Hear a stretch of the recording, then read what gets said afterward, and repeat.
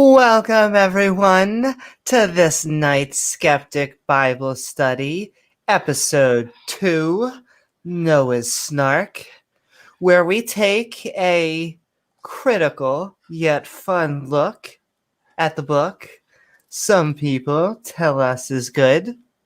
So won't you join us as we jump on board Noah's Ark?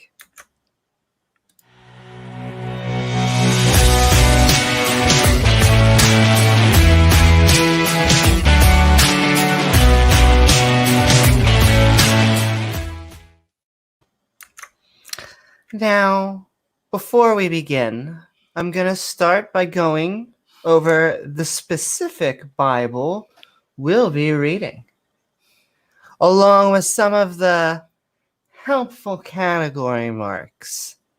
Categories, you say? Why, yes, I do.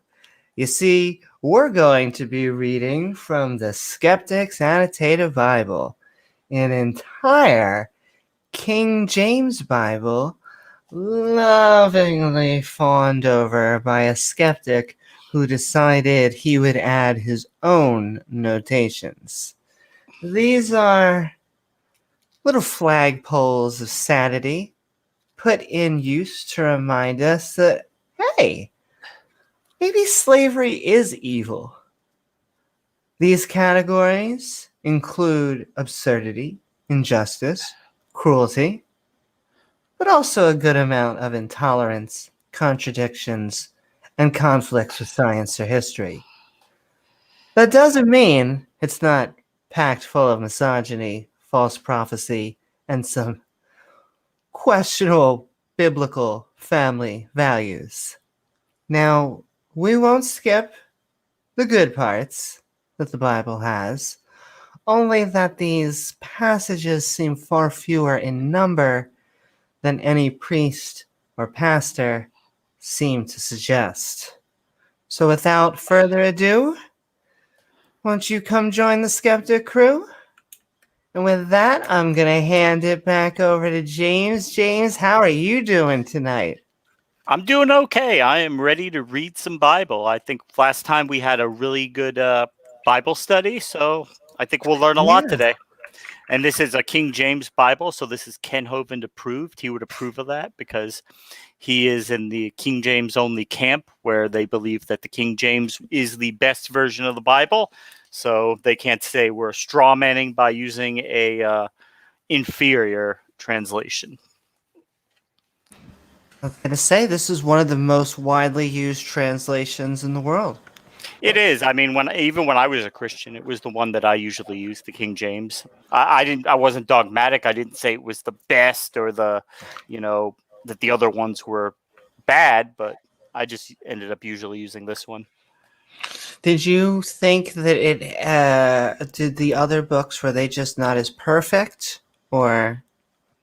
I mean, there are some variations between the different versions of it. I mean, most of them are small, and then it depends on the manuscripts that were used by the translators, and different camps think different translations had errors in them, and then the other camp believes no, it should have been translated this way and that way. But the King James only crowd believes that God perfectly preserved his word in the King James, and that one is like the gold standard. Any other Bible that has anything different, then they're wrong. But oh, good. Then we have the right one to go over, right? We have the authorized version because it's the one you are allowed to have. All right. Fantastic. Well, I'm actually going to get mine out. Anyone would like to read along? We are just about to get into. We just finished up a bunch of begatting for a whole chapter. It painstakingly went through. This guy begat sons and daughters. Then this guy begat, you guessed it, sons and daughters. And then he begat what? Sons and daughters. Of all things he could begat. There's always sons and daughters, but yeah. Exactly. We were going through basically thousands of years of nothing but old guys having babies. I guess having the women have babies, but they seem, yeah. after most of them having babies after 100 and well into their 5, 6, 700s, rounding out to 900 years of age. Exactly. If you were lucky, you got to live. I like the number they gave at one point was 777. So for all those poker players out there, it's a good age to live to back then. It's all gone downhill apparently since that friggin' snake that we went over in episode 1. That Friggin' damn serpent. snake. I know. We had that. The highlights is that, and then Cain and Abel. Everyone likes good violence. It quickly became rated R, I guess, at that point. So The we're first moving murder, forward. and then Exactly. God made Cain a vagabond, but he marked him so that all these other people wouldn't attack him. Who these other people were, we don't really know. They would have to be brothers and sisters, but yeah. Yeah, don't need to go into the finer points. Don't really need to go into their lives. Spent a lot of time in 6 days, but thousands of years passed by. And if you want our highlights over it, they had babies, because that seems to be the only thing. But God made sure that having babies was painful for the women. He re-engineered the female reproductive system just to make it painful, because why not? Because they deserve it, right? Because they deserve it. They ate that frigging apple of good knowledge of evil, of the knowledge of good and evil. So they deserve to have pain. Exactly. And we're going to go over maybe the few good questions that the annotations bring up. So without further ado, let's begin. The book of Genesis, chapter 6. And it came to pass, when man began to multiply on the face of the earth, and daughters were born unto them. Some of the fun questions it brings up were, how many sons does God have? Do angels have sex? And who were the sons of God?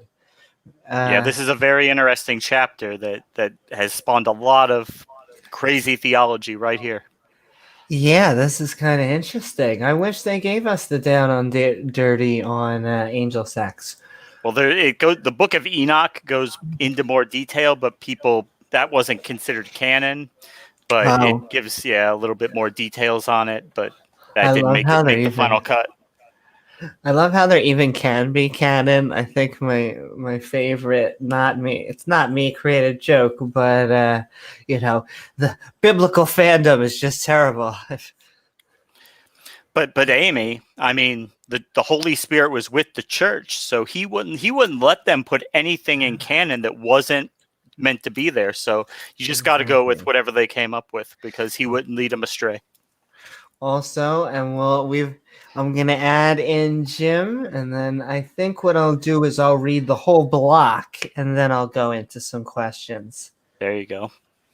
And actually, hold on just 1 second, Jim. I'm gonna actually say, angels seem to be happy all the time, so at least some of them would have sex. Woohoo! I know. I mean, if you were an angel, why the hell not?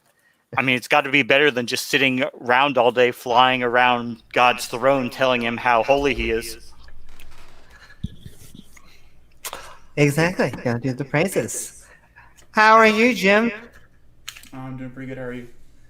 I'm doing pretty good. I'm getting an echo. So you're getting an echo. How about now? I think that's better. Yeah. Still echo. Okay, cool. All right, so I'm just proud of you guys. You guys are past the first 5 chapters. Wow. Woo-hoo. We are making progress, Jim. Wow. Yeah. I'd actually say it's fun. Some of at it this is, rate, 5 years and we should be through with Revelation. Woo-hoo. We'll know about the end of the world soon. It'll be great. Maybe after it happens. True story. True story. And this is probably more condensed what I've learned in probably all of Hebrew school that they sent me. Woohoo! Pass the personal records. All right, good. Well, we'll let Amy continue with verse 2. See what kind of angel sex we're dealing with here. Woohoo. What sort of fun? All right. So that the sons of God saw the daughters of men, and Jim, I think I can still hear myself, but I still heard you. That the sons of God saw the daughters of men, that they were fair, and they took them wives of all which they chose. And the Lord said, My spirit shall not always strive with man, for that he is also flesh. Yet his days shall be 120 years. Oh man, he kind of back already. We were kicking about to 1,000, but there were giants in the earth in those days. High five, everyone.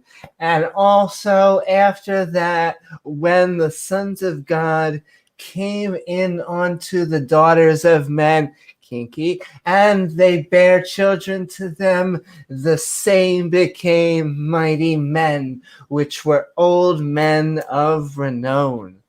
Ooh, that's interesting. So how long is the human lifespan we got here? Because it was noting that everyone was much longer, and we have our first entrance of giants. That's pretty cool. Giants. Yeah. I mean, it's not dragons, but I'm looking for. We've already had snakes, and now we have. Ken Hovind's giants. Is that one of his things? He loves giants. He is a biblical literalist, so yeah, he believes there were Alright. giants, and that the Smithsonian is suppressing the 12, 13-foot skeletons. They're hiding them somewhere because they don't want people to know God is real. That's right. Specifically those and no other fossils. All right. So we're moving along. We're building a pretty cool world, if I must say so. And here we go. Here we go to wreck it all. I know. Last week, Jim, I have what I call my calendar. It's like, you know how like on a work how we have like days until nuclear reaction. I kind of have like days until Yahweh screws up. I kind of like rip it down every time that he's about to. I think. All right, let's see what happens to the rest of humanity. I'm sure they'll be fine. God plans the flood.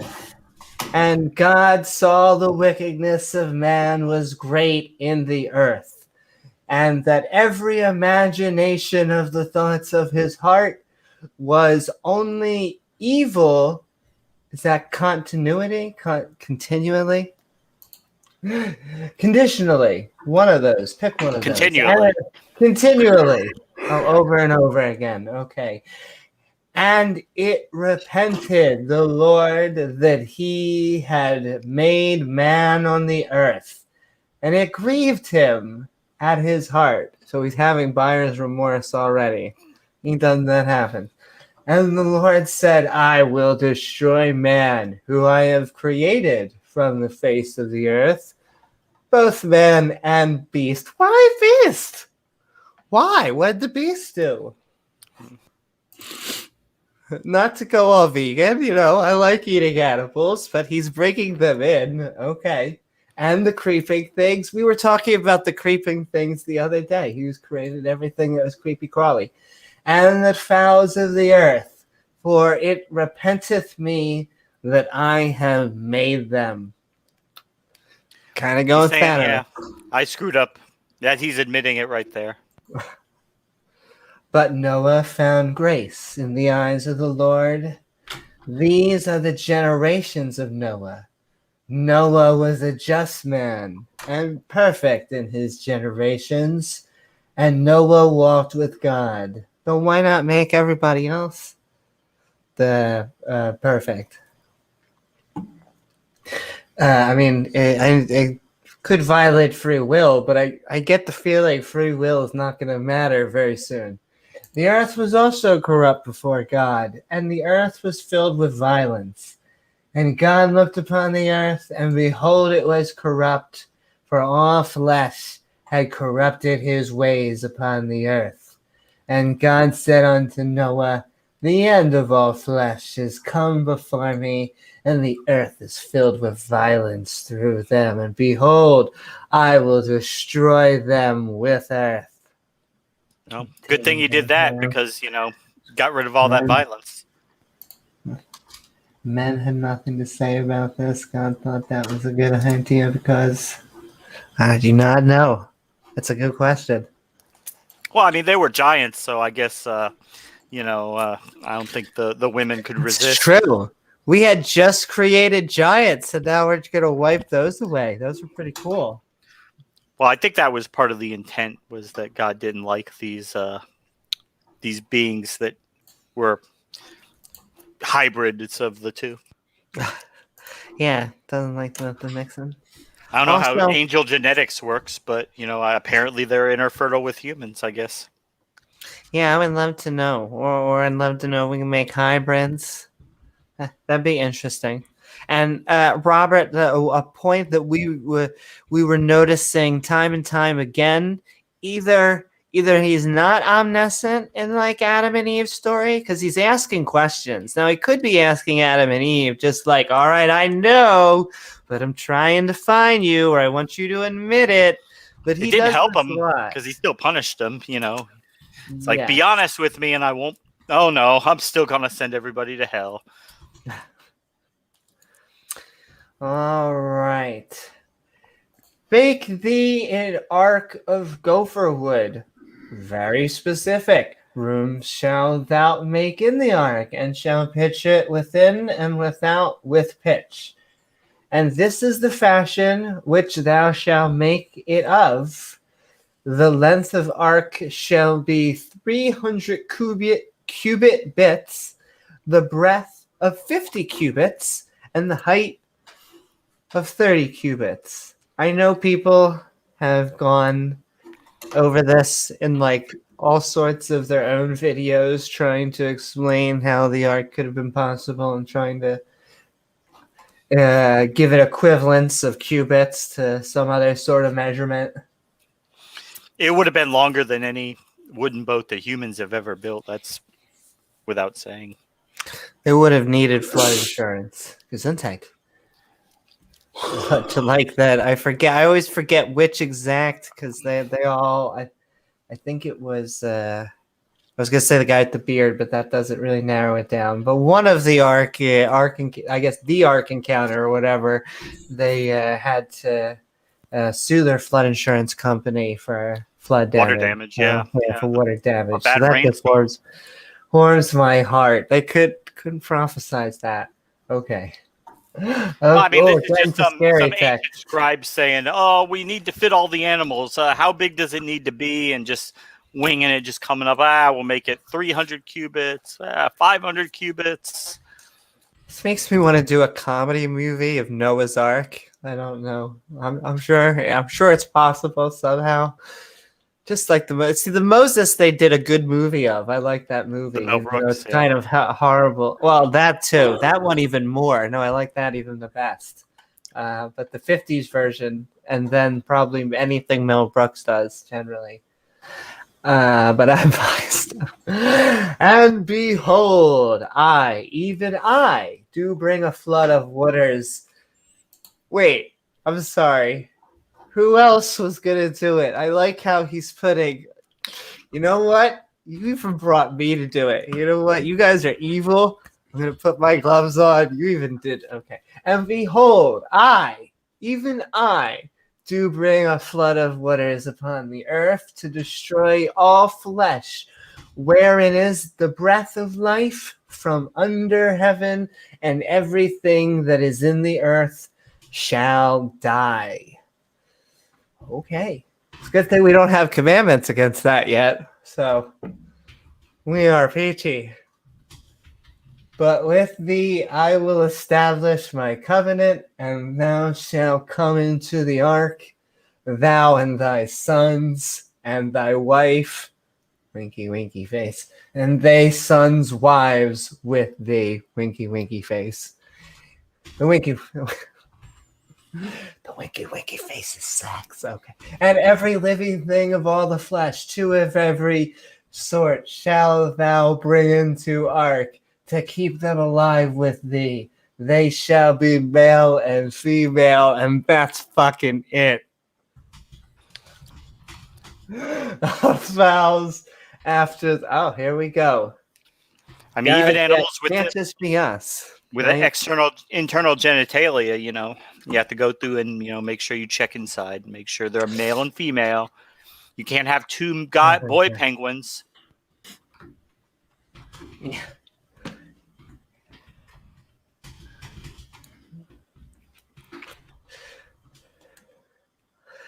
Oh, and we'll probably get to even a better definition of hell.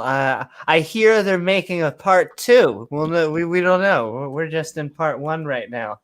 Well, they would say, Robert, that God didn't make hell for people; it was made for the devil and the fallen angels. But since it's there, I mean, he might as well put people in it too if they piss him off or if they don't believe in him. It's there; might as well use it for him. And that's true. Right now, we're just a troll. We can't really blame him for hell yet. Right now, everybody just dies. So yeah, there was still that serpent. That dang serpent still messed everything up. I'm not. Yeah, he's still Even though he told the truth. But okay.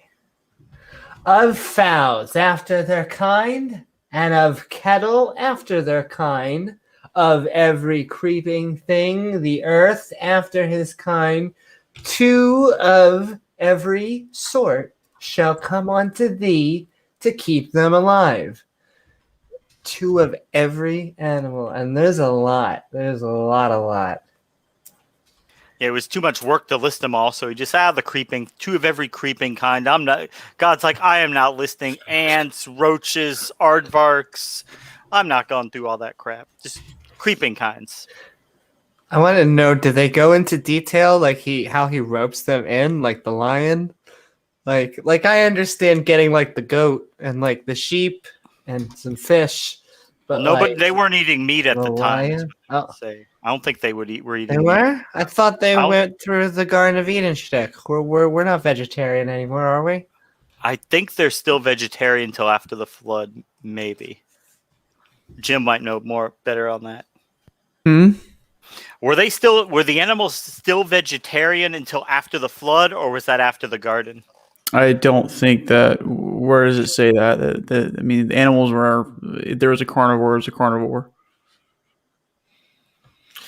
I think it was the Garden of Eden. They were made in the Garden of Eden. They were all omnivore or herbivores. Because by now I think we're eating animals. I've never seen that before. But then again, I read the Bible at least once, and I still don't remember all of it. So it's a big book. It's a big book, exactly. Big book.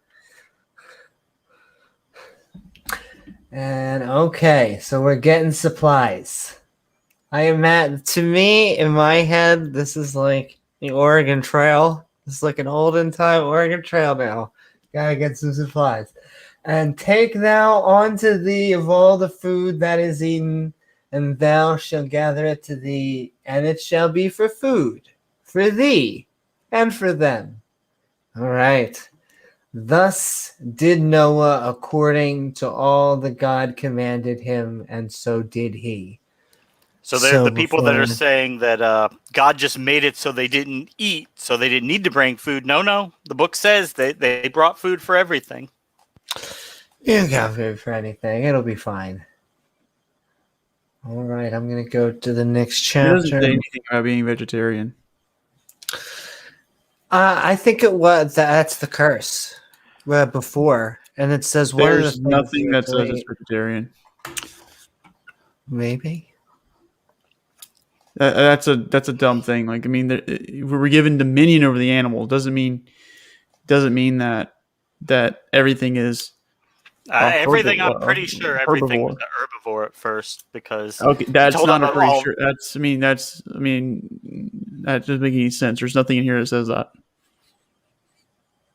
So I don't think we get to meat eating until Genesis 9, but we'll see. I just want to Okay. bring this up because just imagine me with a SpongeBob figure just going like that. Oh, and it's yellow. That's funny. I need That would be something to work for. Amy, SpongeBob yeah. logic. Goals in life. Being whacked by Ken Hovind. I mean, I appreciate the comment, the skeptic thing. I mean, I'm all for it, but it doesn't say anything in here about being a vegetarian. That's completely Have to look it. ill-founded. I don't know. I could So anyway, continue. go on. And then let me move my annotations one on. All right. So this is entitled. This is us getting into it.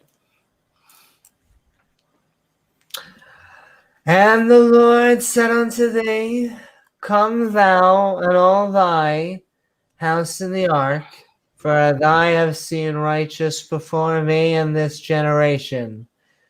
Of every clean beast thou shalt take to thee by sevens, the male and his female of the beast that are not clean by two, the male and the female. Of fowls also the earth by the sevens, the male and the female, to keep seed alive upon the face of all the earth. Getting seed back. Because 7 male, 7 female. Because God wanted the animals to be monogamous. That's true. You can't have polyandry. For yet 7 days, and I will cause it to rain upon the earth 40 days and 40 nights. Kind of reminds me of a movie. It's like 40-year-old virgin. And every living substance that I made will I destroy from all the face of the earth. Once again, isn't that a bit Thanos? A little bit. Everything. We have to go everything. The doves. Okay. The life, the plants. I know we're keeping seeds, but we have to wipe out all the plants. So I'm not 100% sure. I've seen someone made this joke. Does anyone know if the fish survive? Because to me, it seems like the fish are getting off easy. Yeah, I guess They're the they only got off ones. easy.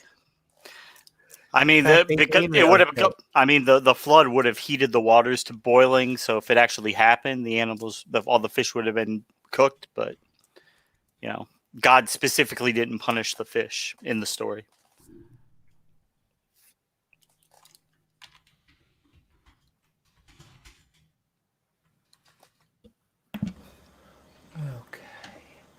So we are substance face the earth, and Noah did according unto all the Lord commanded him.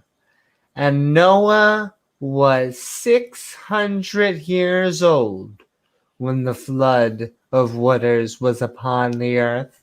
Now, is this not a contradiction, or was he created before that whole 120 limit that he just set? I don't think that was being in effect right then and there. I don't know. The 120-year thing. I'd have to see a good commentary on that chapter, on that verse. So nonetheless, they're still living to be older. Yeah. He's what the hell? I know that there's probably genetics or apologetics to this, but it seems that he would be a little bit spry for 600 years old and getting all those animals on there and making babies and repopulating the earth. Building the ark, I think that it took 100 years to build. I mean, here's what I would say. Does it matter? Does it matter? It matters so far as I want some kind of explanation. I mean, yes and no. Seriously though, does it really matter? Does it really matter that he's 600 years old? and all of a sudden, like, I mean, I would question that one. Like, does it really matter? Well, so welcome, Tony. Welcome, Oz. Woohoo! How are you guys? I mean, I don't think it matters. It's just something that's very unusual. If you somebody, Yeah. You guys are like dying on a mountain here. Like, he's like 600 years old. He's really spry. No, Okay. I bring the ages up because see, you're gonna say I take the Bible metaphorically, so that doesn't No. matter to me. Or No. or it's in there. But doesn't it matter that he was 600 years old? I don't think it has any major bearing on the story. I mean, other than the fact that you could say that for some reason this event, people start to live shorter lives. I mean, I asked that to my dad when I was growing up. He came up with an interesting answer. Apparently, it was the mist. It was misty then, not rainy. yeah, we got to that. But- Genesis. But There was like, no it's rain. either near. It's really neither here nor there. It's just okay. So like, this is now occurring in the story, okay, and you can take it literally, like you are. You take it metaphorically. Like, I don't see the relevance in dying on the mountain or how old Noah is. It's not. It's not. It's not dying on a mountain. I would just say that it's naturally funny, so I have to point it out. Okay, all right, that's fair. I mean, I mean- appreciate the people who made the Skeptic Bible because I think it is pretty interesting. I just find it interesting that every Once again, shout actually out. for chapter 7 so far, like there's like always the laughing guy. There's The always absurdity, laughing. yeah, the absurdity thing. Every verse is absurd. And so I will say, look, they have, this is one of the categories for absurd. Let me come here. See, that's absurdity. That one doesn't have it, but if I go back, absurdity, I like a lot Oz's of point. absurdity. It's exaggerated because if it's mattered because if that's the one thing, that's a great comment. I mean, hey, there's lots of things that are exaggerated. I wonder how much of it is. I mean, God could have wrote it so that it would make sense. I'm but not saying he, everything is exaggerated. Like, we have a lot of things that are exaggerated. Like, we exaggerate the importance of our findings. We exaggerate our self-importance. We exaggerate lots of things. But I mean, that's kind of a bit of an exaggeration, though, don't you think? No, Because- no, You're that's a pretty solid fact. Like, that's a pretty good fact because like we all have if most people have including myself at some level, a sense of exaggerated sense of self-importance. For example, Okay, but I feel like that's a pivot from it's not a 600 pivot. years. I mean, it's just I mean, like, I'm with you. Like, I'm not against you guys here. Like, just keep in mind, like, No. I'm just trying to be real. Like, I'm trying to be real with everything here. Like, okay, I say, you guys were welcome to poke fun on it. That's fine, but I'm not going to die on a hill with someone who's 600 years old. I would love to die on a hill with someone. I changed it from okay. a mountain to a hill because like it's rolling hills right now. I'm in. And no, I see. I like to point out because there are people that in the opposite will come and say, "This is my hill to die on," and say, "No, it says 600." And so it says 600. The guy lived 600. Not only was it 600, he was 550. He was like, I'm feeling good. I could He's probably building do the this ark much at longer. He 500. probably went yeah. for another. I feel like I'm about to build an ark. And he even went on a little further. So that's fair. Really? See? I mean, come on. Look. I mean, I'm it's not absurd. hating too much. I'll 600. grant you it's absurd because there's like what would that even look like? Like 600 years and we all are crumpled over at probably like I'm broken. I'm 30. Well, God would have had to miraculously make it so that their DNA held together much longer than it does today. Okay, I mean, Yeah, so now we're just coming up with like that's where the typical like fundamental excuses. I guess, for magic. interpretation. But the question that I would ask then is, like, at that point, then you just start going into, like, everything can become exaggerated, and then you have to ask yourself, does it matter? And that's why I say I don't think it matters. I just think it's just there. It's great. Okay, it's exaggerated. Potentially, it is exaggerated. Next. So the parts that are wrong. Don't pay attention to those. Just pay attention to the ones that sound like they make sense. Well, I mean, it still makes sense because I don't know how to explain this. So we have this the story, right? And if you take it from that perspective, it, like, because it's, I mean, we all know that God doesn't exist. So if we take it as a story, wait, don't skip over that part. Wait, say that one more time out loud. You guys all know that God doesn't exist. I'm unsure.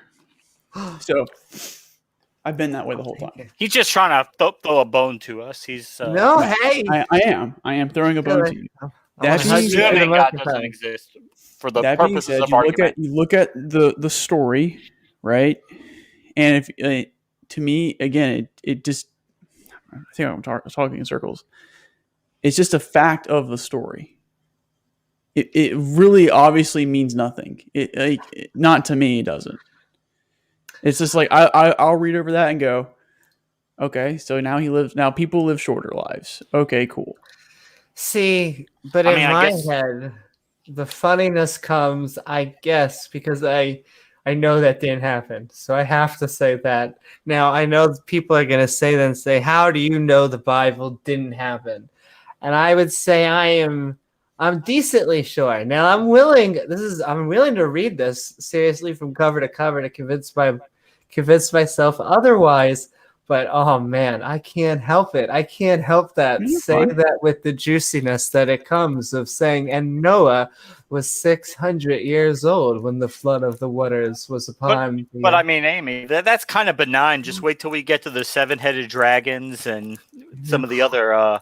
Well, yeah, in Revelation, that is a whole other. Like, I don't even know how to interpret that one. Nobody does. Also, that one is, I mean, other than John.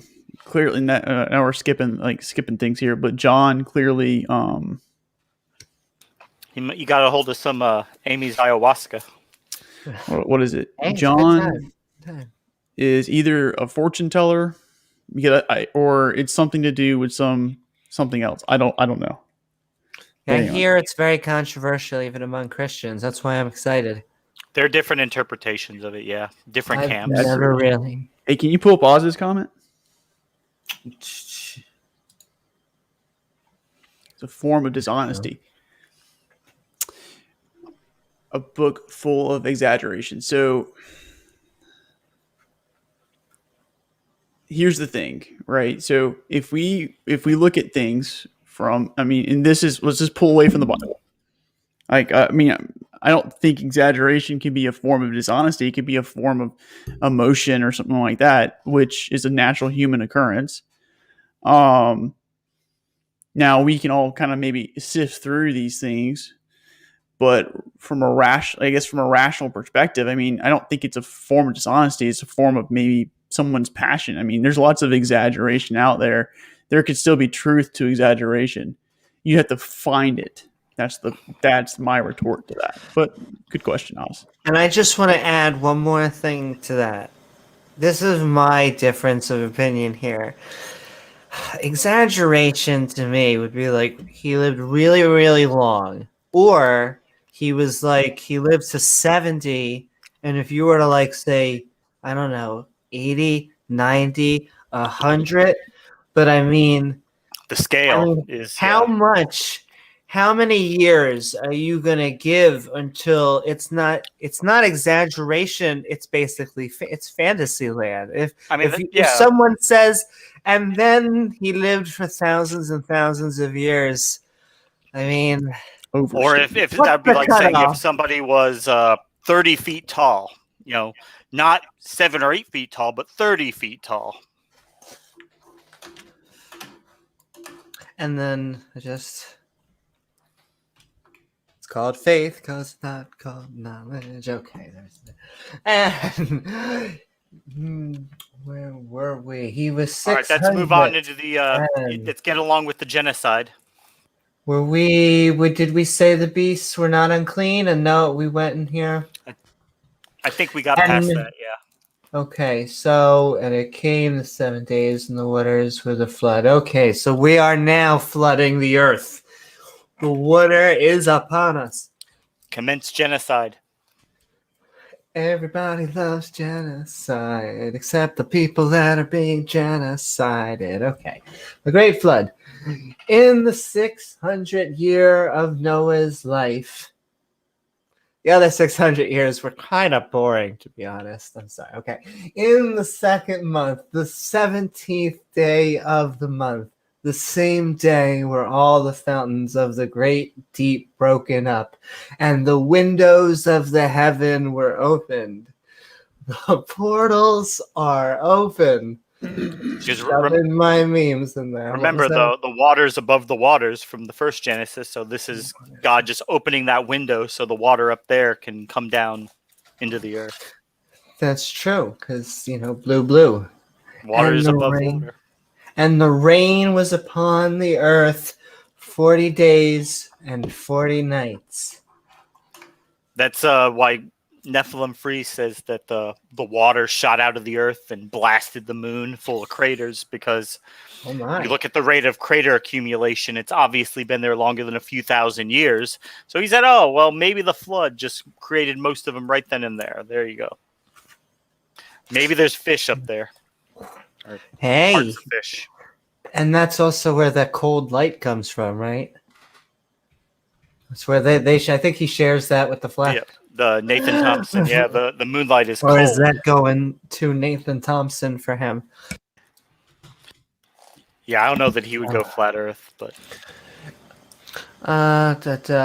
in the self same day enter Noah and Shem and Ham and Japheth, the sons of Noah, and Noah's wife, and 3 wives of his sons with them into the ark.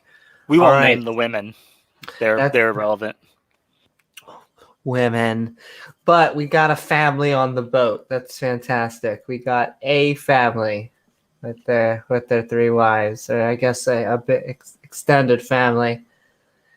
They and every beast after his. Here we go, ladies and gentlemen. Documents in English language that comes back to bite us in the ass, or should I say the kind. After his kind, and all the cattle after their kind, and every creeping thing. Oh, they don't get to be a kind. Doesn't get to be every creeping kind. And creepeth upon the earth. Oh, there we go. Here we go. The earth after his kind. Kinda. And every fowl after his kind, and every bird of every sort. All right.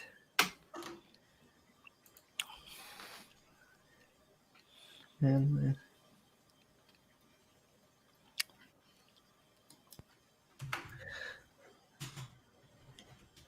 he's coming. I was just saying, think about your question. I was responding. So here's what I would say. So let's reread what I mentioned. So overstatement of the truth. The truth is still there.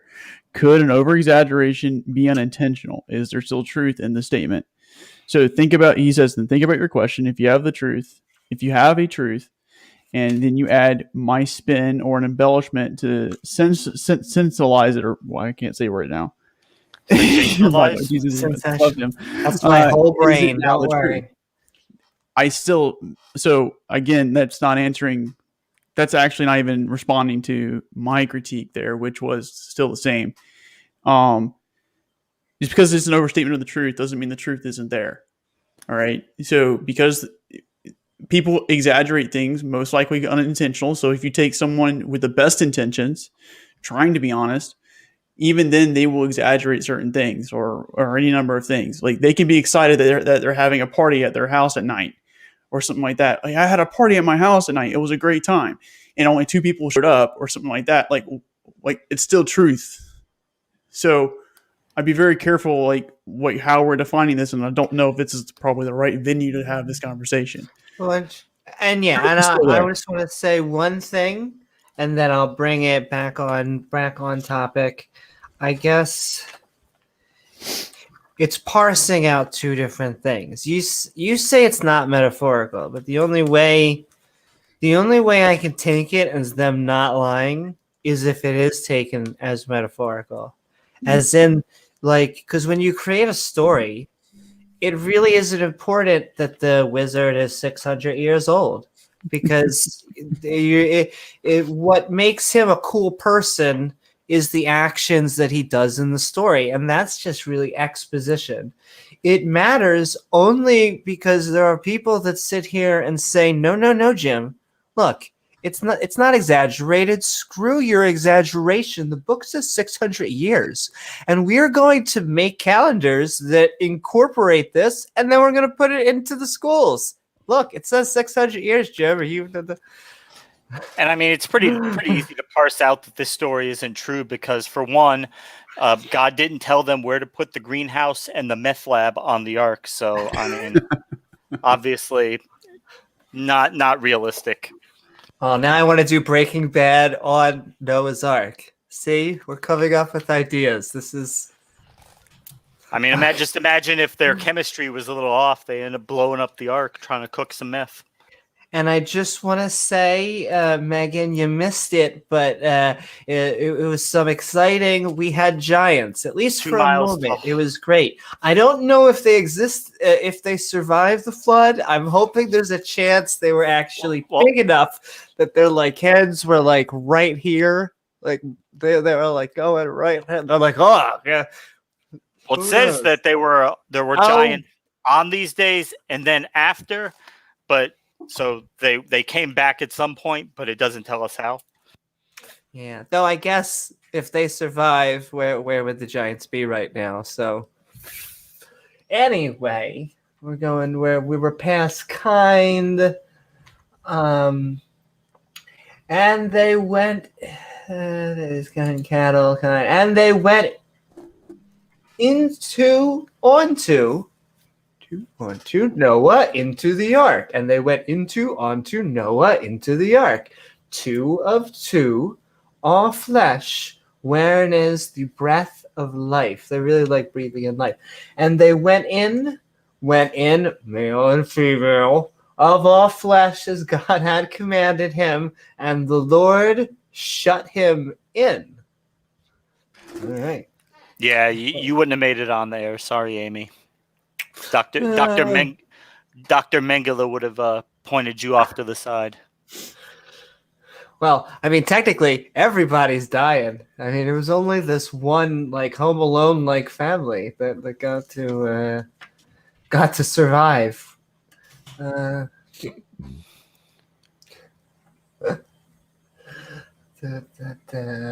they went in veil, and the flood was 40 days. And the flood was 40 days upon the earth, and the waters increased, and they bare up the ark, and it was lift up above the earth.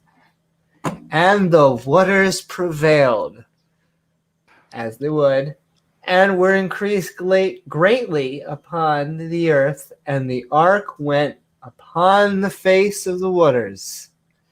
So it floated. Also, was there not any other boats, now that I'm thinking about it? It was just yes, there was. Yes, there was. There was one other boat. It had the dinosaurs on it. It's ladies and gentlemen, that's why I'm wearing this tonight. If you please take notice. Because I don't think there were, according to the story, there weren't oceans originally, the water or lakes or whatever, and everything was land except the mist came up to water everything. I mean, I don't know if that's accurate because I think it's just we don't know for sure. I think that you're just making a claim there. I mean, that's the straightforward reading of the text, but I guess you could have a more nuanced interpretation. I don't know if you can make a claim that says there was no oceans, that there is no mist either. There's no reference to a mist either. Well, Nobody had any boats. So I thought you guys read this. Noah's Ark, Stephen King. Hey, no, this is our first time reading this. And no, now I'm imagining like it's Noah's Ark, and they're thinking like they're there like all this time by themselves, and then they look out, and then there's like this guy, and it's like, who are you? And it's just like this guy drinking beer. So it's like, oh, I'm like Steve. a party boat. And it's like, what do you mean you're Steve? It's like, oh yeah, I've been out. It's been great. Water, drinking, ha ha. Well, Or yeah, or a party boat. A party boat would be funny too. And like their gods look a lot more funner than our god. I'm just saying, there had to have been other boats, no? Yeah, until Noah they was saw the this only guy guy? drowning. I guess they don't have animals, right? Yeah, nobody had other boats because there was no water to put the boats out on anyway. So I'm just glad that it tells us the water prevailed. Does that? I guess that's kind of its way, just like how it has its way of having sex. It's like that's its way of saying it killed everybody. Yeah, we prevailed. Guess what? Water won, and the waters prevailed exceedingly upon. I heart you, Jim. Everyone hearts you. Wait, what? God's like, I thought you were like, okay. No. God's like, breathe water. See how that works out for you guys. Exactly. And the waters prevailed. More prevailing. Go high five to the water. Give the water like a trophy thing around its neck. Water upon the earth, and all the high hills that were under the whole heaven were covered. Boom. 15 cubits upward did the water prevail, and the mountains were covered. Whew. Doesn't seem very tall, actually. How big was the boat? The boat was like 30 or 50. It was like 30 Was by it a 50? I think 50 cubits or something. This math doesn't even seem to be mathing up by biblical standards, but okay.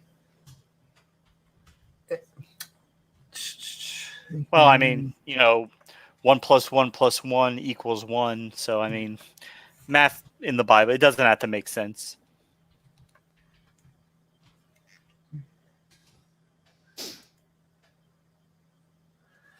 Just more fun. Yeah, it makes a lot of sense. God, he's up there just jacking off all the time, and then decides, oh shit, there's violence down there. Are they having babies on the boat, or do they have to wait the 40 days and then they can make babies? I mean, I don't know. It's only 40 days. It's not 9 months. I mean, well, no, the rain for 40 days. They would have been on the ark for a year.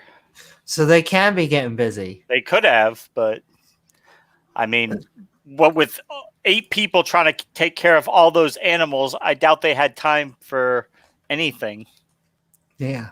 And they just, once again, our genocide count would have got much bigger, though. It was much smaller till then. So we've had, I don't know how many we're living, but let's just put the number at lots.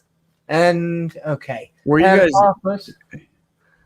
We're on the earth for 150 days. Right, and all flesh died that moved upon the earth, both of fowl and of cattle and of beast and of every creeping thing that creepeth upon the earth, and every man. So the blood. So the flood only lasted half a year.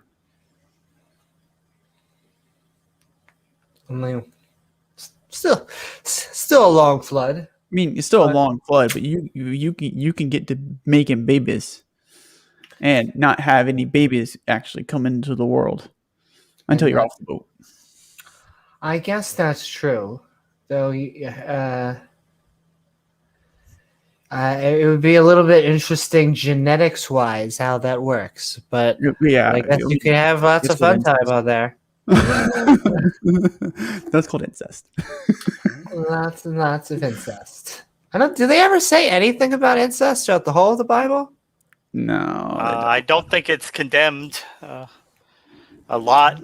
I'm sure Lot's someone would sit there and seduce say that you should have, like, you can, or I'm pretty sure there's someone probably in my state actually who who says like, "Oh, it's okay to have sex with your, sister because well, they had to do it What on the state ark." would that be, Jim? Huh? What state would that be, Jim? Good old North Carolina. Sometimes it's backwards. North Carolina. North Carolina. There was a actual incest case last year in 2019, I think, in Massachusetts. Mhm. A I view the North and South guy Carolina. found guy's keep wife going. came home and found the guy Anyway. with his mother on the Please couch. Yeah, continue the story. I need to go to bed soon. very disturbing. And these run, I think we're going to do about 2 hours worth, because I think sometimes the 3 and About 2 4 hour hours, yeah. ones, people get a little sleepy. So this Well, will do I nice have a chunks debate to prep for. that we can do. 2 days. That's right. You have a debate coming up. Go check out the 411, correct? Debate coming up. Missing Is that 411. Yep. Missing 411? Is that tomorrow? When Missing is that? 411. Yeah. No, Friday Missing night. 411? At Friday 10 on night. Modern Day Debate. There you go. A modern day debate. And you're doing the after And- show, right, Amy? Sure. I Hey, can't that wait. sounds Next Friday. sounds Cool. No, yeah, 2 days from now. Oh, 2 days from now. I can't do my face for happy fun time reasons, but yes, we can. And That's fine. okay, let's get into where we're reading the fun. I like it. I like that he's combed over this, and he puts where I think his emotional beats are, where he is like rain and fire, and okay. Who, the author? The author, yeah, because J&E? you could tell, yeah, how he has he talks in his intro that this is something serious to him, that that it's both. It's easy to make fun of because of the things, the annotations that he gives us, but he took this as serious, and he really was going through this a second, a third, goddess knows how many times since he'd been a Christian. And so this became kind of his project. I think it's what kept this guy sane. I think once he got out of being religious, because he has a Skeptic's Annotated Bible, he has a Skeptic's Annotated Quran, and he has a Skeptic's Annotated Book of Mormon. And gosh darn it, if I don't want us all to go through all three of them. And The Book of Mormon will be interesting, yeah. I can only imagine, yeah. All in whose nostrils was the breath of life, of all that was in dry land, dead. There we go. I can just imagine this is like after this is the beginning of Endgame, so the superheroes are walking outside and everything's dead. All right, it's just setting up the everything, but even everything. even the creeping things, are they too? What about the beast kind? Those All them? creeping things. How about all the fowl Things. and all the birds? All the They're all fowl. dead. Oh, And all the birds is all the fowl. except Them. Okay. for the fishes. You'll notice I was waiting for it. I was waiting for him just to be like, and then the fish died from like wateritis or something, but it never came up. I was see, good time to have gills, ladies and gentlemen. And every living substance was destroyed, which was upon the face of the ground, both man and cattle, and the creeping things, and the fowl of heaven, and they were destroyed from the earth. And Noah only remained alive, and they were with him in the ark. Just chilling. Okay, in the so ark. still all the creeping Everything's things, all the dying. beast things, and all the fowls. Okay. All right. Just making sure. Yes. Because it says the same thing like 4 different places. They do like to repeat themselves. I know I sometimes repeat it, and but they do have like to be a tiny little bit redundant. And the waters prevailed upon the earth, and 150 days.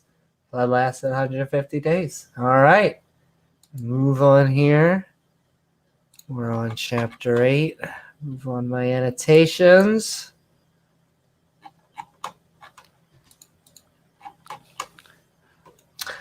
And God remembered Noah. Not the same way he remembered his wife, but second best. And every living thing and all the cattle that was with him in the ark. And God made wind. Inappropriate, but okay. Oh, to pass over the earth and the waters. They're making these jokes. They're making me make these jokes myself.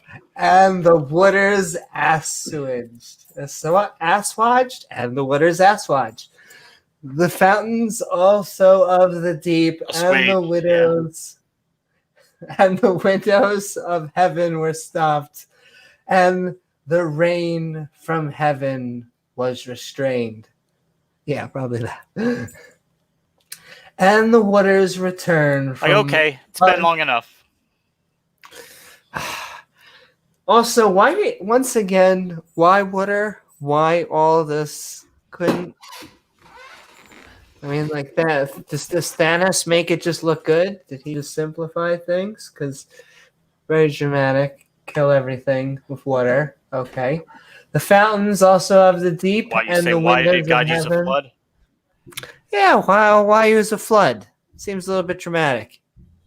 And time Well, consuming. like Ken Hovind said that. Oh well, if God just zapped everybody and made them die, it wouldn't leave evidence. But he did it through a flood. That way, there'd always be evidence of it. Oh, Of course, we don't see any evidence of it, except for but the Giants. Also, hey, gonna go for it. Hey, Peter. Welcome to the fun. Everyone's dying. Welcome to the Bible study.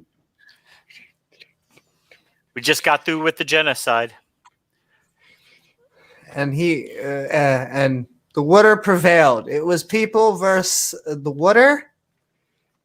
Turns out the water won. The water won. There was no Kevin Costner to evolve gills. Yeah, exactly.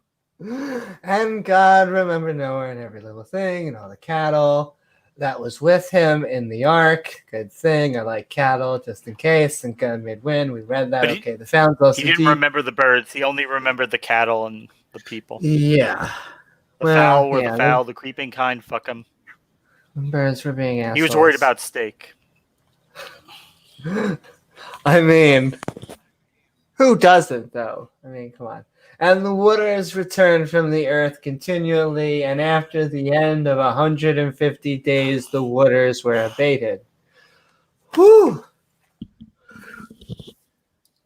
And the ark rested in the 7th month. See, they like some symbolism going on. 7 month. On the 7th day of the month, see? We're hitting going Lotto upon the mountains of Arat. And the waters decreased continually until the 10th month. All right. So that's why they were on the ark a total of 10 months. Now a few babies, but they were on for 10 months. So fun fact is 7 means perfection or completeness. Yeah, according to who? It's the biblical symbolism. Yeah. Because the week has 7 days. Yeah. They seem to like. Yeah, they did. I will say it's very interesting that someone lasted 777 years. I mean, that guy. Ken Hovind has his 777 club. Mail him $7 a day. I'm sure that they love selling all sorts of things. Not that I'll knock the market, but they love selling things and what's it called? That tax exemption. There we go. 501c3. Yes. So we're at number 6, right? And also, I didn't know. Oh, hold on 1 second. Oz, hope you have an awesome night. It was awesome having you on board. And thanks for joining us, Oz. It was great to have you on. All right. So where were we? The waters were Number returning. Our 7th month, 6. Again, it came to pass at the end. Yeah, we're getting in deep with the paragraphs now. At the end of 40 days, that Noah opened the window of the ark, which he had made. Well, he made everything else, so it wasn't like he got Bob the Builder to get that. I know, I'm being pedantic. What can I say? And he sent forth a raven, which went forth and flew until the waters were dried up from the earth. I was going to say, and this is where the dove comes in, right? Yep. The dove, verse 8. Hey, hold on. Before we get, what's it called? Peter's joining us. Welcome, Peter. Hi, everyone. How are you? I saw the link. I just wasn't sure if just every idiot could join. Absolutely. We have I count idiots myself like among me the running special it. kind of Why idiots. not? Yeah. I was hoping to get in, actually, before you got to Hermione, because I saw the movie. She was on the Ark, too. Really? Oh, see? Yeah, you're just You didn't see the movie? see, was that must have been the director's cut. No. Emma Watson was in the movie. The Noah movie? she's her- Was she in it? Yes. Oh, really? She's one of Noah's daughters-in-law. Really? I want to see that. See, I'm like kidding, not kidding. I want to make a joke version of Noah now. There's a lot to work with here. There's so much to work with. I was gonna say, how are you enjoying so far? Are you? It looks like everyone's cleared out, and Noah's about to make it. Yeah, it's kind of funny that he made the window, considering that Jesus is a carpenter. I would have outsourced that part. Yeah, He like made I the said, boat, Bob so. Builder.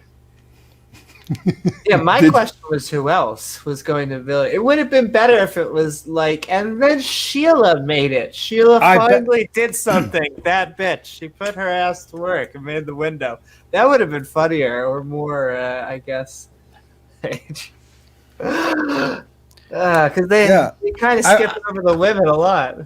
I was curious. So if God had made the ark himself, would we have been able to find it? Because that would have helped.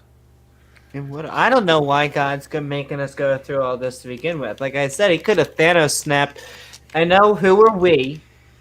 Just mere mortals. But it would have been, in my opinion, if you're this all mortal, all powerful, you could do any of this.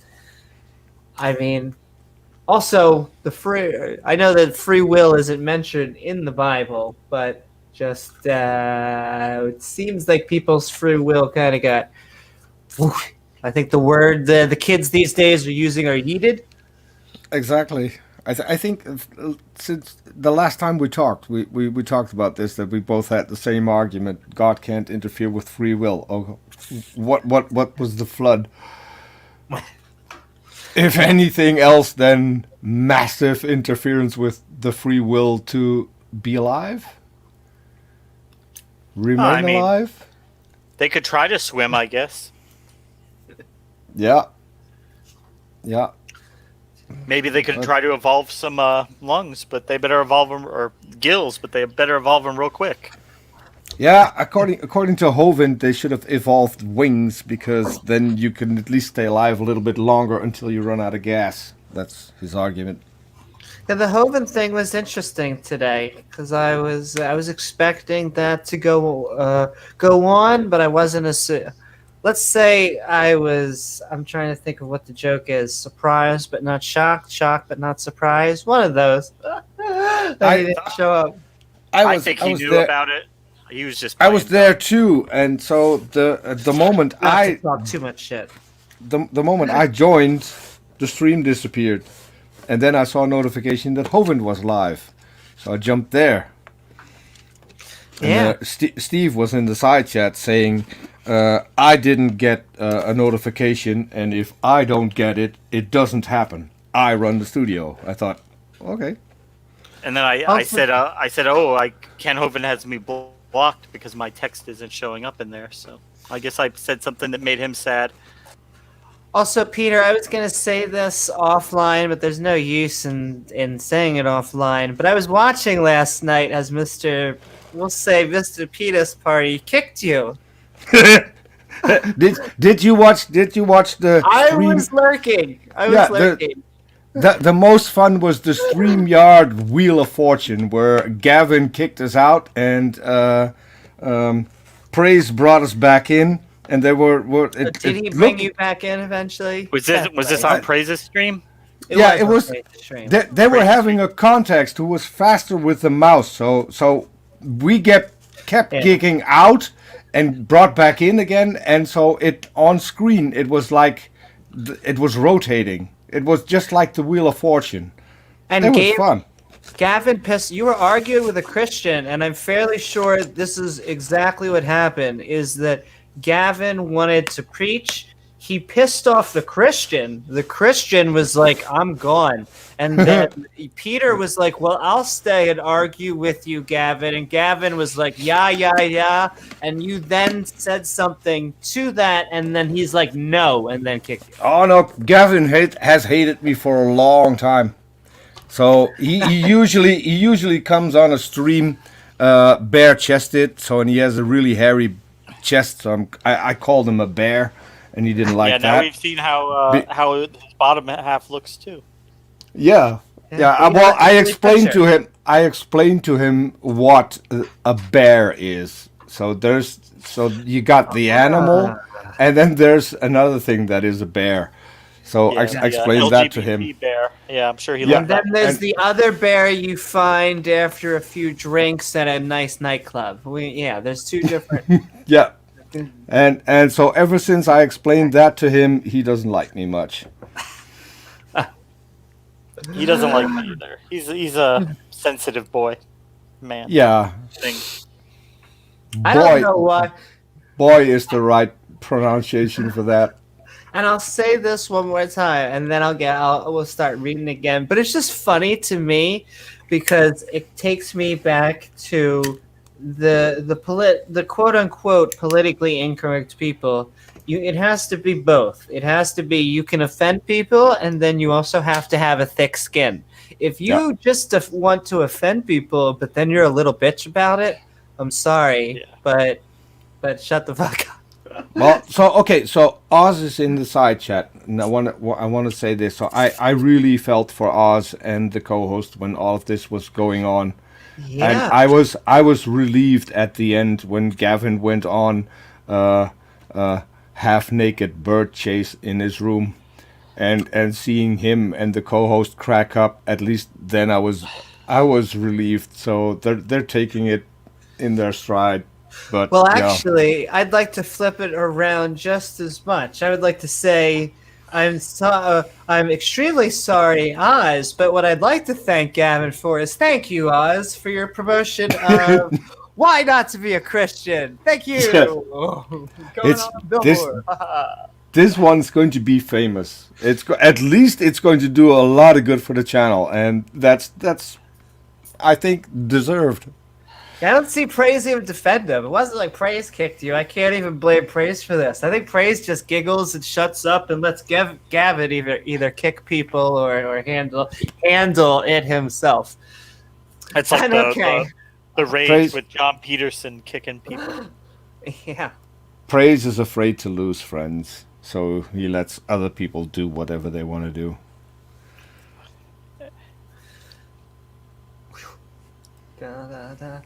Well, Gavin, he's the thing. He didn't like Smokey Saint because Smokey Saint wouldn't let him in Smokey's channel just kick people out of the chat for any reason. And Gavin likes to do his own thing.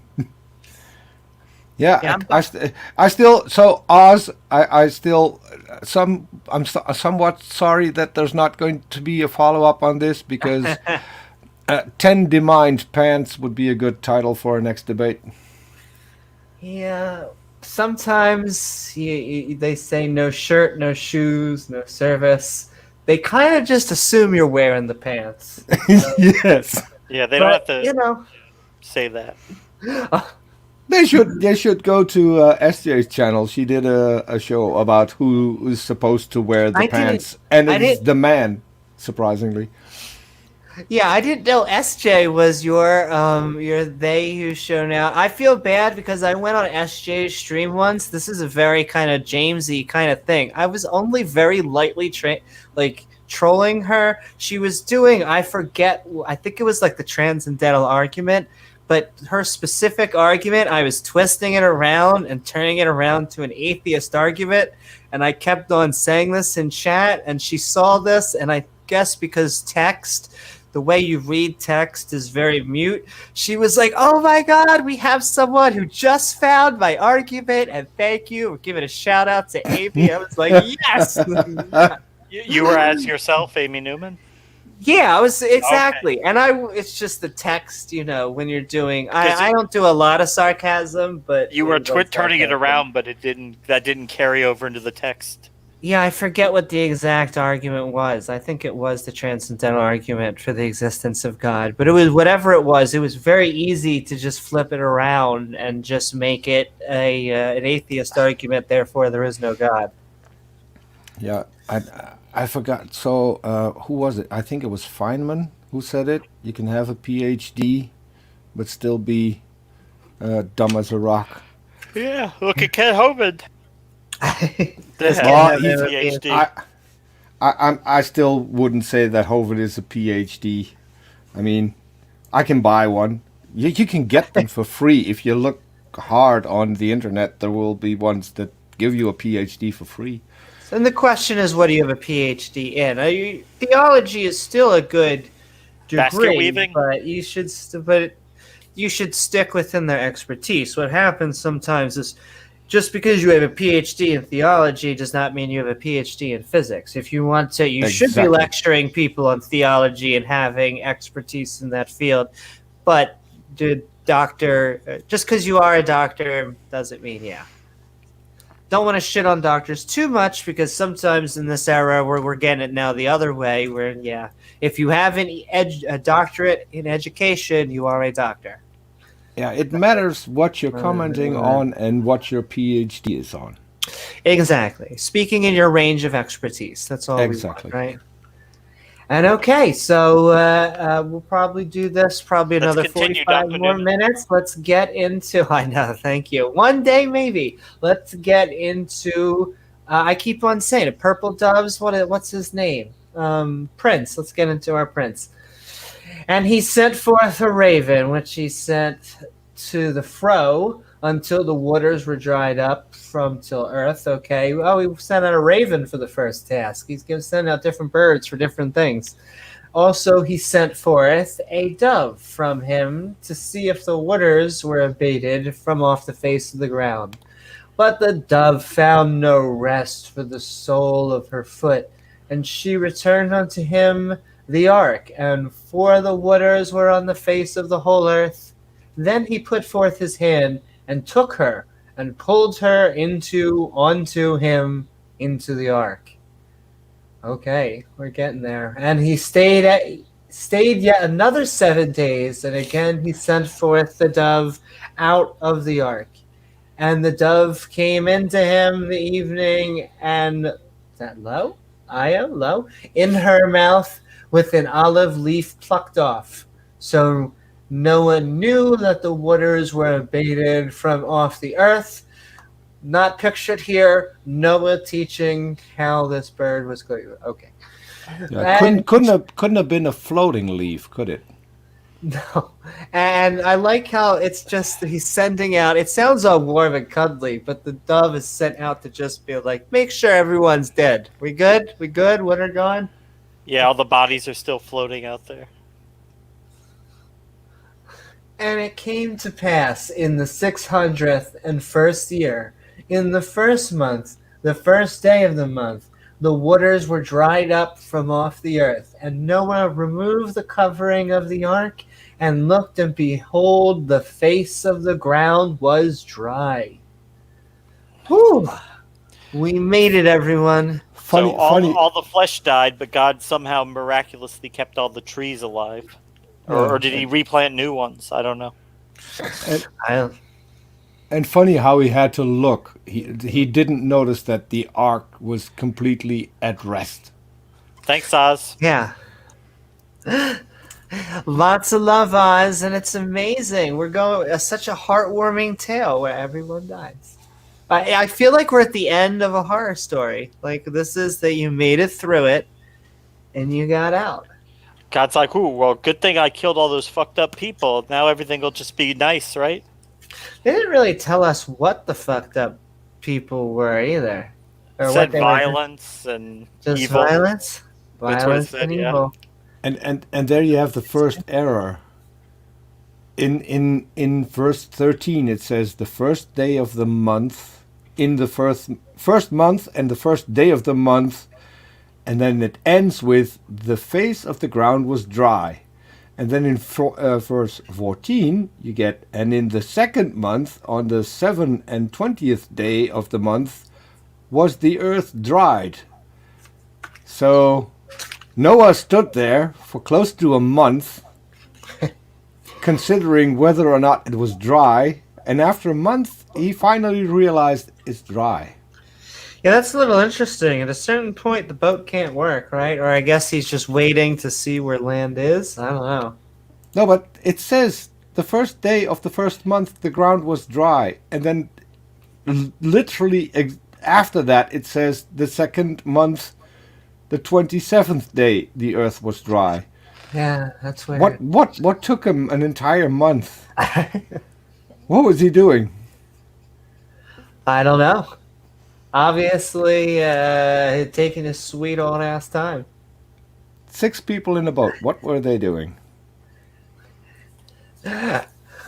What everybody's been doing for the last year. Social distancing. All the quarantine. I would assume shoving poop, because that's all you have to be doing constantly for how many animals? There's a lot of animals. Not necessarily social distancing, but quarantining on their boat. Yeah. Now I'm curious how many Christians are going to watch this and then refer to those 2 verses and then go online and say social distancing is in the Bible, people. God foretold it. Oh, hey, I wish they would. I wish they would take any time that they reinterpret it to positive science. I will take it. They almost never do that, but I still think someone should make a creationist wiki and put in all the creationist things in there, but then atheists need to add in just ridiculous stuff and make it look so credible and see whether or not creationists are going to pick it up. Have you seen Rational Wiki? Yes. Rational Yeah, Wiki that's is so funny. But that's a serious one. This one should be aimed at creationists as a database for arguments, and then having the good ones, in quotation marks. I do in quotation marks, but I don't have my camera on. So having the good arguments in there, but then sneak in fake arguments that we make up, and then see if creationists are going to pick them up. And then Hey, are you saying basically make a honeypot and draw in Christians and? Yep. Not against it. Hey, It's kind of the trolling of the highest order. the trolling. Yes. So if anyone can do that, please do. Oh, I've done similar on other channels I won't name. Yeah, I was gonna say James trolling. I can't even imagine. Yeah, I think we'll be would on definitely time. do that right. And okay, so we're at the 12th day. Somehow it's now dry. And God spake unto Noah, saying, I guess he's spake, go forth of the ark, thou and thy wife, and thy sons, and thy wives with thee. Bring forth with thee every living that is with thee of all flesh. Excuse me. Both of fowl, and of cattle, and of every creeping thing I'm glad we still have the creeping things. I don't know how they keep them caged and stuff, but So take everything off: the beasts, the creeping things, everything, the fowl, everything. gotta get everything out of here. Everything must go. Creep a thing on the earth that may be bred abundantly in the earth and be fruitful. Get the Tyrannosaurus Rex out of there. And Get Amy out of multiply there. on the earth. Yeah, The and go have Tyrannosaurus sex. Rex. Rawr. Kind of funny. After 27 days, no, after a month and 27 days, God's finally fed up and said, "Okay, now go outside. Get out the damn boat, Yeah. Noah. Come on. Get off the boat." I mean, you have to think, maybe in my head that number is because in somewhere else on Earth, there's a guy, once again, it's Steve, and he's fighting really, really, really hard to survive. But see, he has to wait until that guy's dead. So, on that day, whatever, he died, and then the water went away. Finally, the last person, and then you could go back. Keep Making in it mind. up. Keep in mind, God is in there with them. So I'm sure after a year, God's fed up with them and say, "Okay, Yeah. fuck off." I think God's been watching TV Guide or something. I don't know. And good morning, Math Pig. Math Pig. Wow.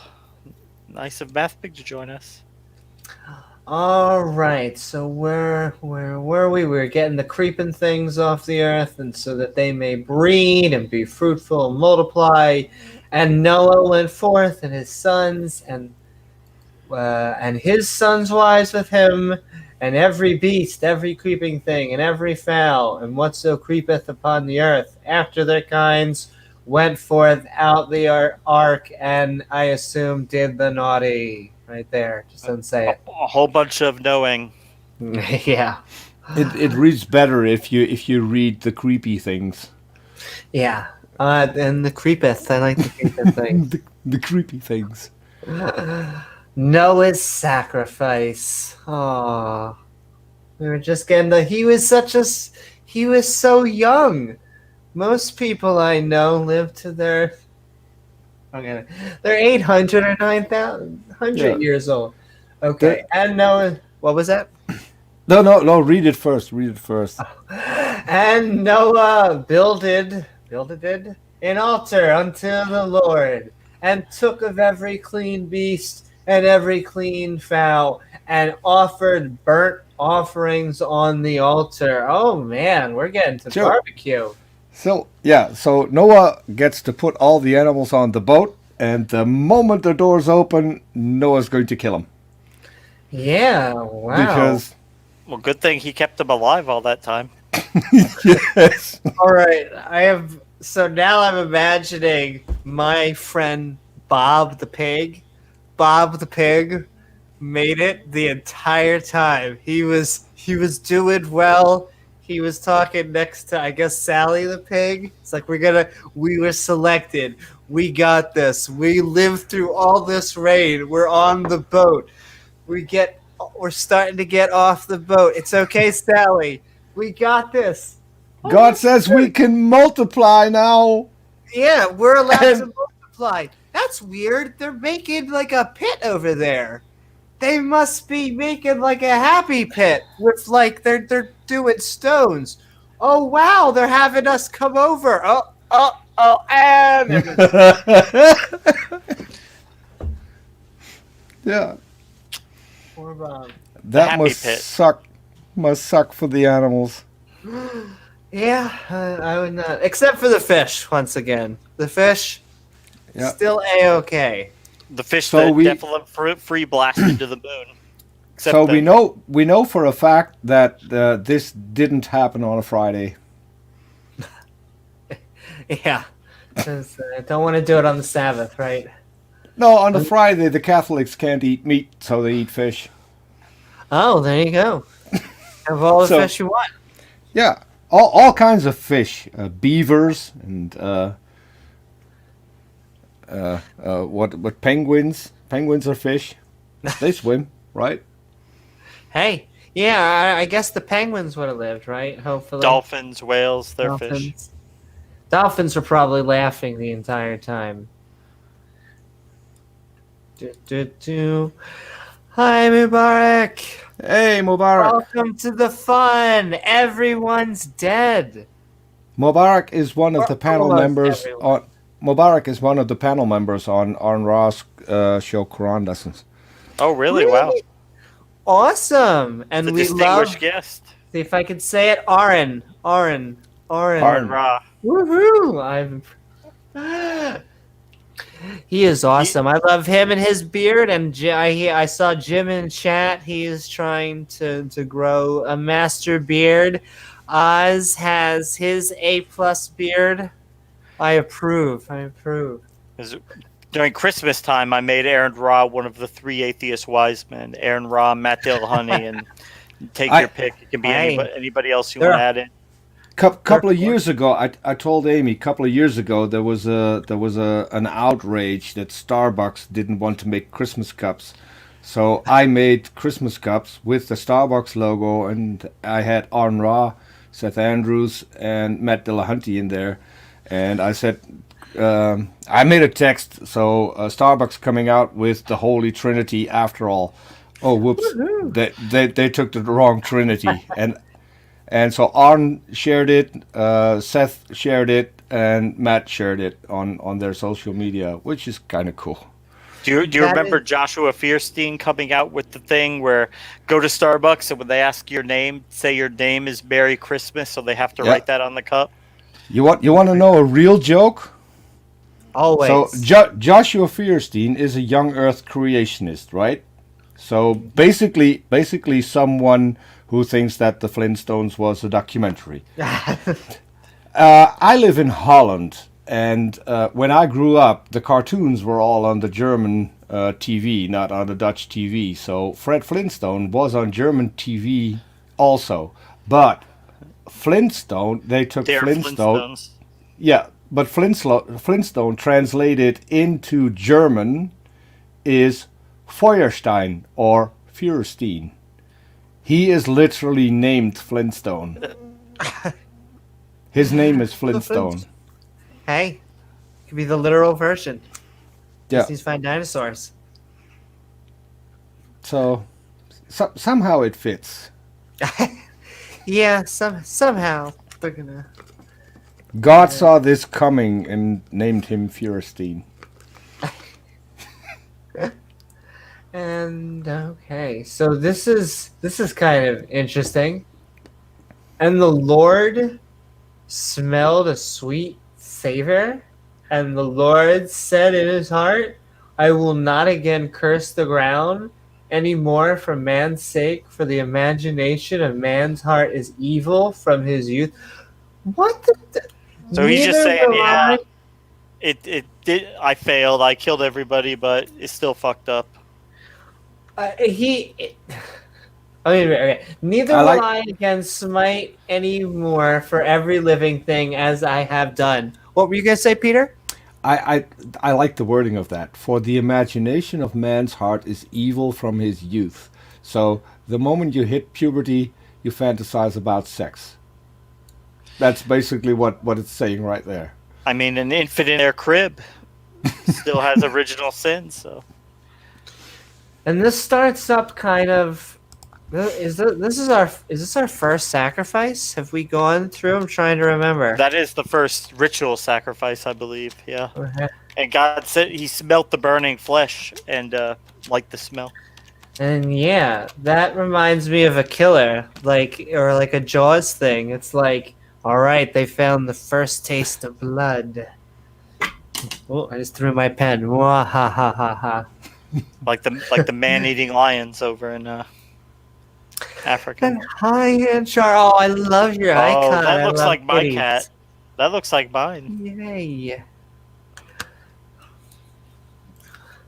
All kitties are automatically awesome by fiat of my no power invested in not me.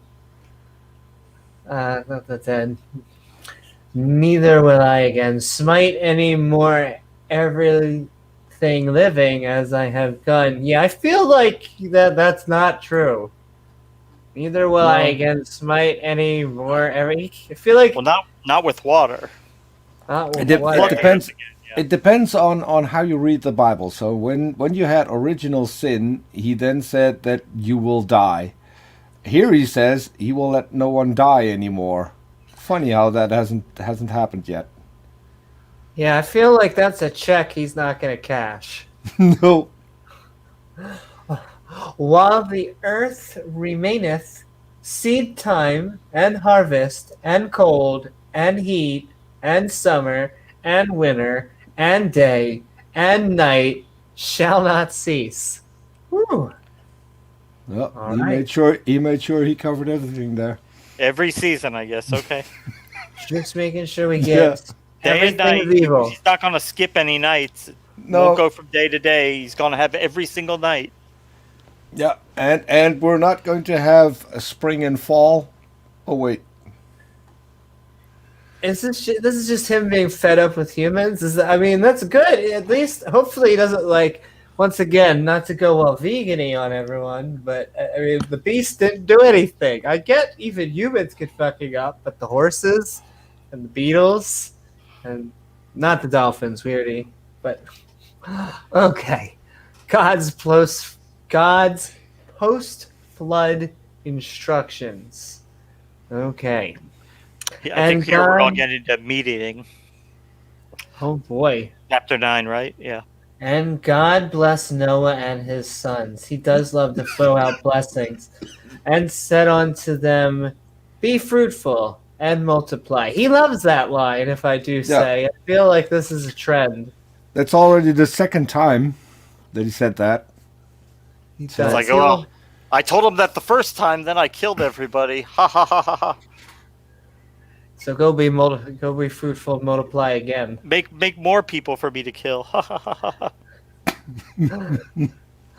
And the fear of you and the dread of you shall be upon every beast of the earth. Yeah, I got that. They're probably already afraid. And upon every fowl of the earth, upon all the moveth upon the earth, and upon all the fishes of the sea. Into your hand are they delivered. Oh, so he did know that fishes were here. It's not like they ignored fishes. So, okay. Just every moving thing that liveth shall be meat for you. Even as the green herb have I given you all things. Oh, I bet you did, Because baby. remember before he said the fruit and vegetables were meat, but now he's letting them eat. There animals. was at one point that he did seem. Okay, I forget that. Okay. Anyone? Oh, hold on. Anyone notice Yep. that God just said that you can be a cannibal? Every moving thing shall be meat He to didn't you. specifically say not humans, yeah. That's Yeah. true. That's not very. That's very general. Yes. Uh, Given that he was just really specific with his seasons and his days and nights and everything, now it's going to be okay. Everything that moves you can eat. Well, it is very surprising. I always find surprising what they go into detail with and what they leave very vague. Like 6 days of creation, very detailed. Guy lived to be 900. I probably popped out a kid or two, whatever. It's like, you do anything else? That was it. 900 years. Nope, he begat sons and daughters. That's it. Maybe got sons and daughters. I mean, Worst, cool. worst part is you got an all powerful God who needs to rest an entire day after working 6 days. Well, he didn't need to And- rest. He just rested for our sake so that we could rest. He did fuck all for millions of years, and then he needs to rest. Oh, sorry. Excuse my language, but Oh, she's No, vegan. no, you're fine. You can be as politically incorrect, and you can say whatever ever you want on here. okay. Yeah, I mean, he did nothing for precisely eternity. Yes. And then did 6 days of work, and that chuffed him out so much that he needed an entire day. And has anyone seen him do anything since? Oh, I guess he opened up the windows for the water, but he sent Yeah. the wind of God. so why was there a sacrifice? Why do we need to burn animals to people?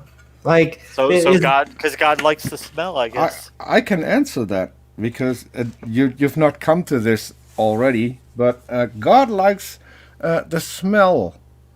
So So it seems. I forgot which verse it is, but there is a verse where it says that Jesus goes down into hell to enjoy the fumes. Really? The one So- surprising. Hey, yeah, doesn't Jesus go to hell at one point? See, we have all or so. No, he goes there He every does. day. He goes there every day to enjoy the fumes. But we know from the Bible that hell is where God is not. So Jesus, who is God, went to the place where God is not.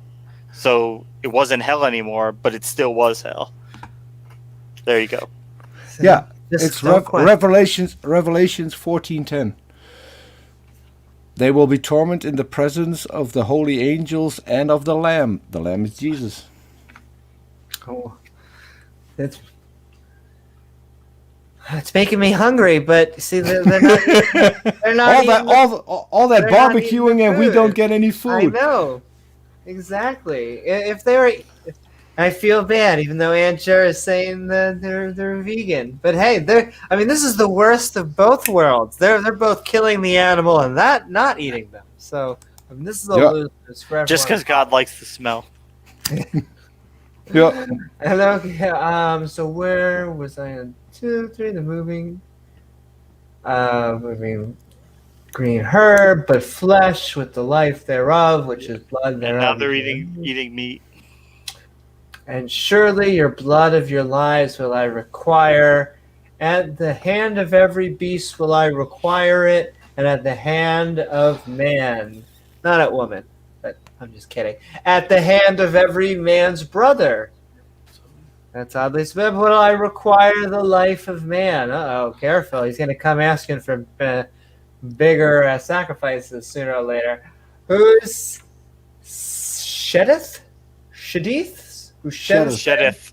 Sheddeth. Man blood, by man shall his blood be shed. Okay. Now he's got the death Or- penalty. And, 'cause he just Um, put a mark on Cain before, but I know we're getting some violence. For an image of God made he man. And by the way, when you're done all the violence, and you be ye fruitful and multiply, bring forth abundantly in the earth and multiply thereafter. I'm noticing some patterns of killing and babies. I noticed something else, and this is going to be my pleasure. So I had a history teacher, and he used to say that a dirty mind is a joy forever, and I've been living. That's been my life's motto.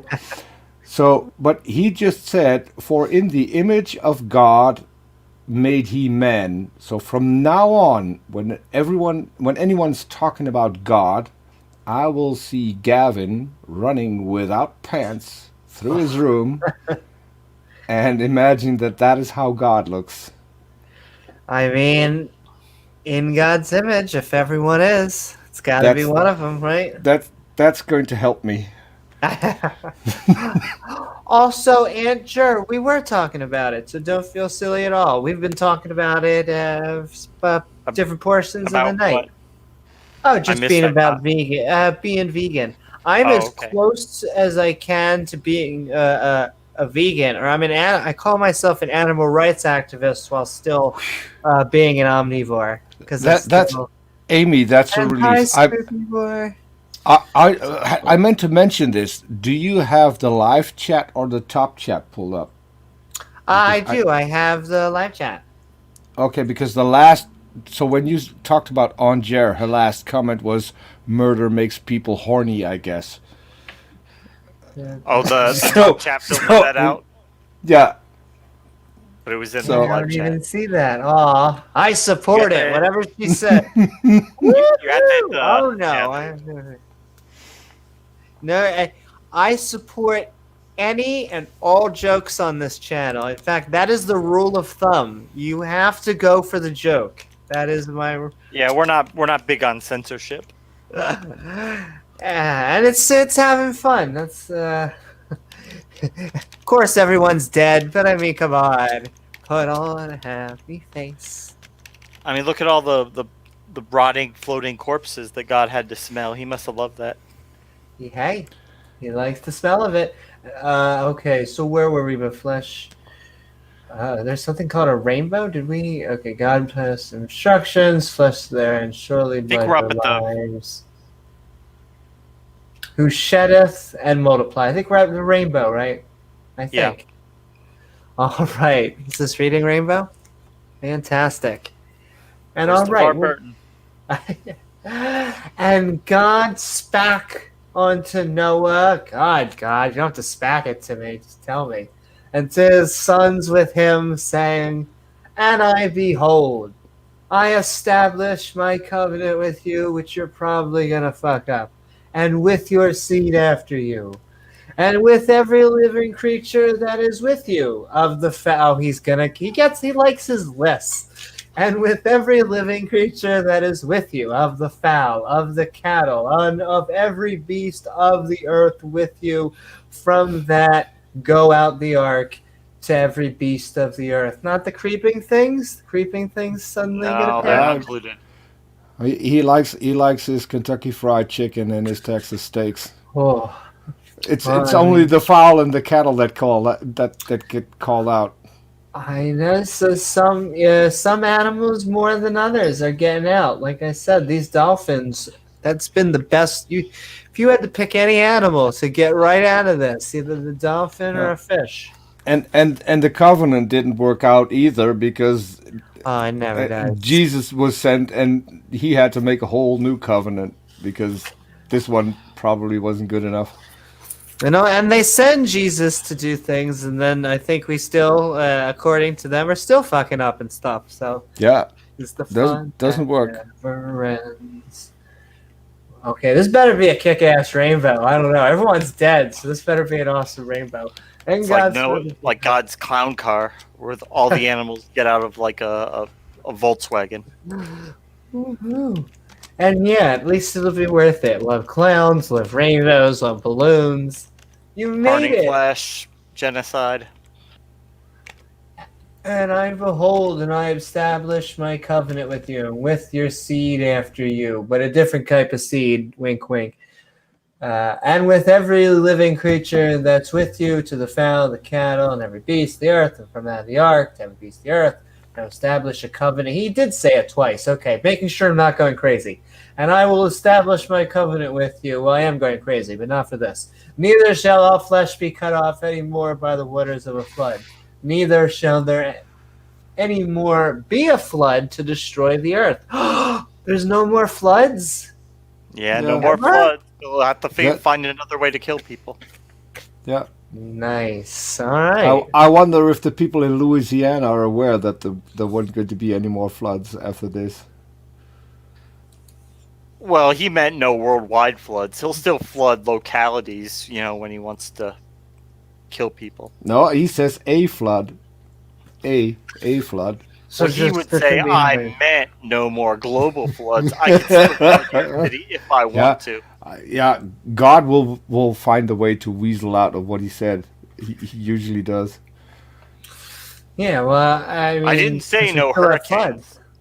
I mean, he didn't say no hurricanes, so there you go. Or maybe it's like the opposite now. I was going to say there's local floods, or maybe it's just there can't be global flood 2. This time it's personal.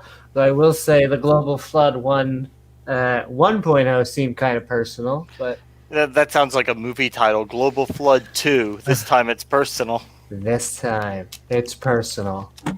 Exactly. I guess that's how Jesus is. They don't like to frame it that way, but that's what I like to think of Jesus as. And God said, "This is the token of the covenant." Ooh, we get tokens. I always love that when we're at Chuck E. Cheese. We get tokens. Here we go.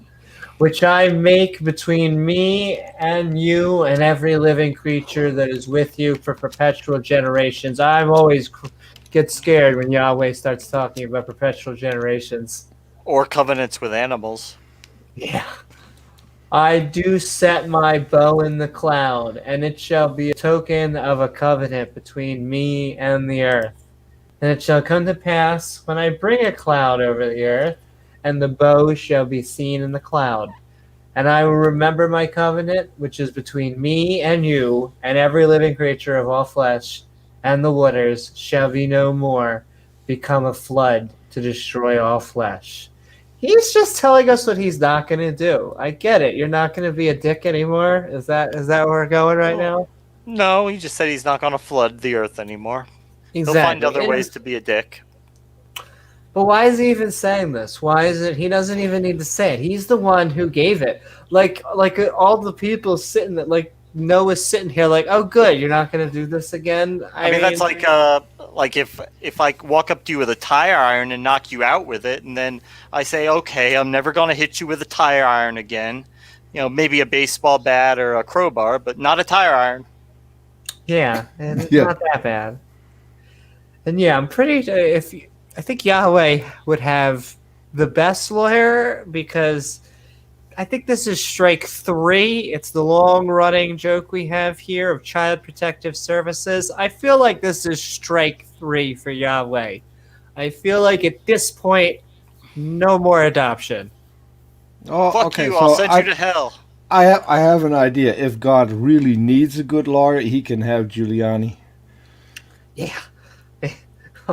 I think this Just saying. This isn't my joke, but he should have Rudy as a lawyer. That way, if Yahweh has a parking ticket, he'll end up going to jail for the death sentence or something.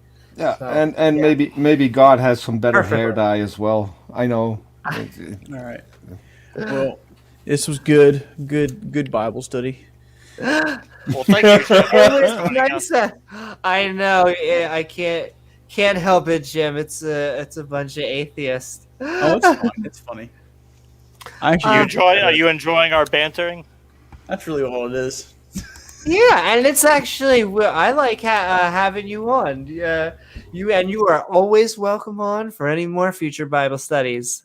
I appreciate that. Well, I mean, I'm gonna For anything, actually. but I couldn't sleep, so I'm gonna Yeah, try to exactly. sleep now. Well, have a 'Cause good I night, have Jim. to get to work in like 5 hours. Be great. Oh, really? Oh, then yes, you absolutely should. Oh, Get your cycles. You should plan. You have 5 Stay- hours. Go get 4.5 classy. hours. 4.5 hour cycle. You said you have a baby on the way, right, Jim? yeah, baby is due in June. In June, so you get a few more months apiece. Enjoy it while it lasts. Yeah, right. My wife is not. Exactly. You should actually sleep now while you However bad can. you think it's gonna be a couple months hard. Yeah. I got you. All right, man. Well, you guys take it easy. I'll talk to you guys later. Have a good night. Right. I've been wanting to ask the question because I was in the chat for a while before I joined. Which of you mentioned their favorite Bible was the KJV? Oh, I said that when I was a Christian that most of that was the Bible I used most often was the KJV. But there are fundamentalists who think it's the best Bible and that every other translation is wrong. But okay, but the 1631 KJV. I know there's a couple different ones. I don't know which. There's the authorized and the 16th. There's like one other one, but I don't know. Yeah. 1631 is known as the Wicked Bible. No. This is my version of a wicked Bible. It in the Ten Commandments in the 1631 Bible itself it says, "Thou shalt commit adultery." Oh, they got that one wrong. Oh, yeah, they got a typo in there. And the Ten Commandments could be page 1 rewritten. Well, I think they would say that the text or the manuscripts they were using to translate were the best ones, but not that they made everything right. I guess I don't know. But yeah, we've already put Yahweh in the padded room a couple times, but we'll send him back there again. Yep. In fact, I would say, Yahweh what do in the you say? straitjacket. Either I'll do maybe one, or we could even do this in one more chapter, the end of this, and then I think If you that'll want, yeah. be good because we're all about to come up on hour 2. Yeah, that's fine with me. All You on right. board, Peter? I'm fine. Yes. Let me check. It's 8:30 here in the morning. Oh So wow. Good morning. Oh, speaking of good mornings, hello, Oh, Randolph. Randolph. Randolph, How's Randolph. How's Randolph doing tonight? Hopefully He was good. doing good earlier. I've been talking to him. Oh, he's About- been on streams today No, on Twitter. On Twitter. on Twitter. Oh, okay. See, this has been awesome. We've had all sorts of amazing people here tonight. We have, yeah, a whole crew. Math Pig, Randolph, Had Oz. Oz, Yeah, Oz was on. have Robert in here. Peter Yeah, joined Robert's us. on. In fact, thank you so much even for coming on here, Peter. This has honestly been so eye-informing because got sent to, like you said, Hebrew school for years, and yet the teachers give you their passages, and you read the songs and the hymns and all the or the nice Sunday school versions. I guess in my case it was Friday or Saturday school versions or whatever, and then takes you a little bit till you come around and see, hey, are they talking about people being 700 years old and people being burnt to death? Oh, wait, and wait. everybody dying? Wait until you hit Songs of Solomon. That's the pornographic book. That's the porno Bible. Yep. Porno Bible, I like Yeah. that. There's Because Mr. Batman loves to make reference to that book. Cunnilingus and Fellatio. Everything's in there. Woo-hoo. And that's okay, Randolph. I hope you have an awesome day working. We're probably going to get through about 1.5 more chapters, and then this has been great. So we'll get on to doing chapter 3 or episode. We'll be 3. at Revelation before you know it. Yeah, we'll be there. Okay, where was I? I guess we're in the metaphorical set my bow. Oh, we're not at it shall came Think to maybe- pass. Am I past this? No? When I I think we're bring a at cloud 13. over? But Oh, okay. I do not set my bow in the cloud, and it shall be for a token of a covenant between me and the earth. Doubt that's going to last long, and it shall come to pass when I bring a cloud over the earth, and the bow shall be seen in the cloud. And I will remember my covenant, which is between me and you, and every living creature of all flesh in the waters shall be no more, because a flood to destroy all flesh. see, Woo-hoo. look at that, Amy. God made that rainbow as a wonderful, wholesome sign, and you people just took it and you twisted it and evil, The evil evil. LGBTQ. evil that they would They take God's. stole. Ah, They stole from God. Yes, I it was know. a good, God- wholesome thing. good happy sign, right? Don't you Yes. guys know that God made the rainbow especially for Ken Ham to project on his ark? I mean, seriously. Exactly, and everyone had to die, so we have our nice rainbow. It all makes sense now. Yeah, It's a beautiful and now we've got these evil people who invented a lawn spraying equipment, and now we've got rainbows in gardens. This is evil. Peter, it's not. It's worse than that. You know that they call themselves gay, and that used to mean happy. Yes. Yes. How dare they be happy? I mean, how dare they? I can't even wear my rainbow flannel from head to toe outfit and go around saying how gay it is without people thinking that I can't even end my jokes. Liking that I like to insert Into my sucking. mouth, yeah. Yeah, and I get, but see, the best thing about being trans is I like to think it's a little bit bi. It doesn't matter if I'm with a girl or a guy. It's a little bit bi. Good times had to be all. All right, let's get on to so we got past bows. We were stealing from the village. We always folk. rainbow. Yeah. Yep. Noah drunk and naked. Oh boy. Yeah. And here comes the third time that he's going to nag on about his covenant. Yeah, he keeps on. So, and I The remember only my guy that got saved, and what he's gonna do something bad. I'll tell you, I hope for some guy who repeats how often that he's making a covenant, I hope he would never rag on that covenant. I'm just saying. And the bow shall be in the cloud. Now look upon it, and that I may remember the everlasting Because otherwise he'll forget about the promise he made. Yeah. He's got to see the To be fair, just in this chapter, he forgot that he mentioned the covenant twice. So yeah, that rainbow might be a good idea to. Because he's just at any time he's just ready to flood the earth, and then he sees the fucking rainbow. It's like, damn it! Oh damn! I forgot about that. I forgot about that shit. He's just ready to flood the whole earth. And yes, Randolph, I am. Just to respond to that. And the bow shall be, where are we going? Okay. And God said unto Noah, this is the token of the covenant. That's a little bit kind of Raiders of the Lost Ark for me, but whatever, which I have established between me and all flesh that is upon the earth, and the sons of Noah that went forth on the ark were Shem, Ham, and Japheth.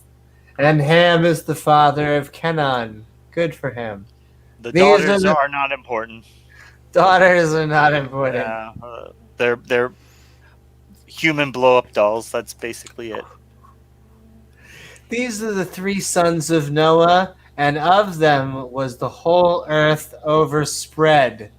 All right, no genetics problems at all. Nope, incest galore.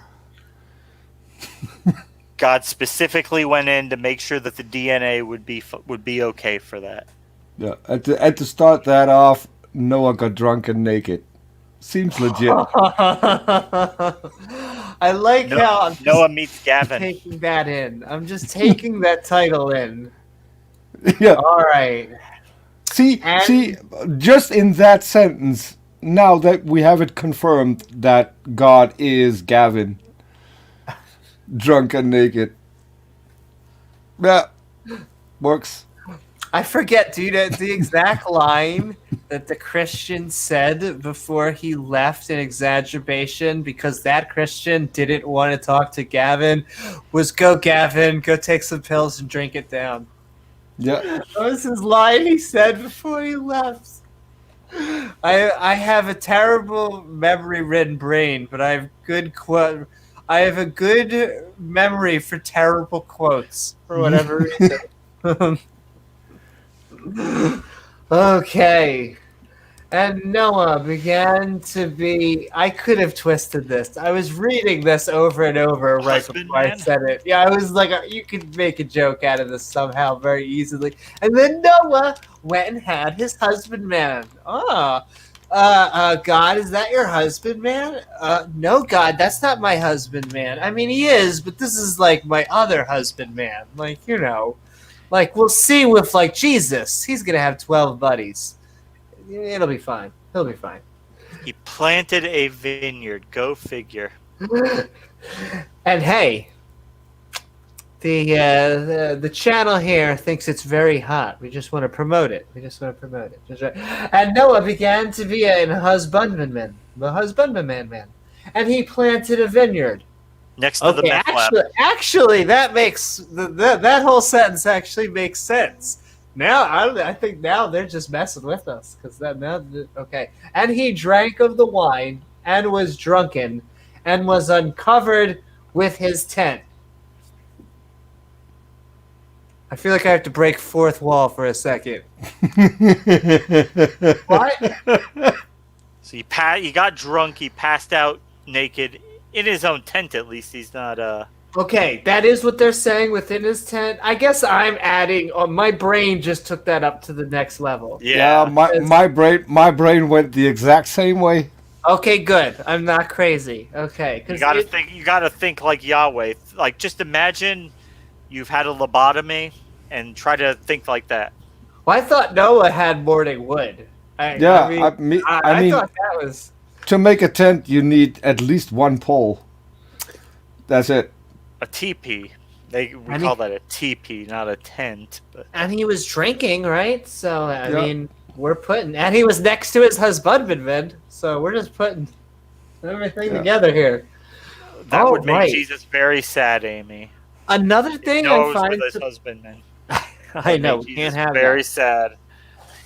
Though he hasn't banned it yet, so it could happen. Just saying, he hasn't banned it yet.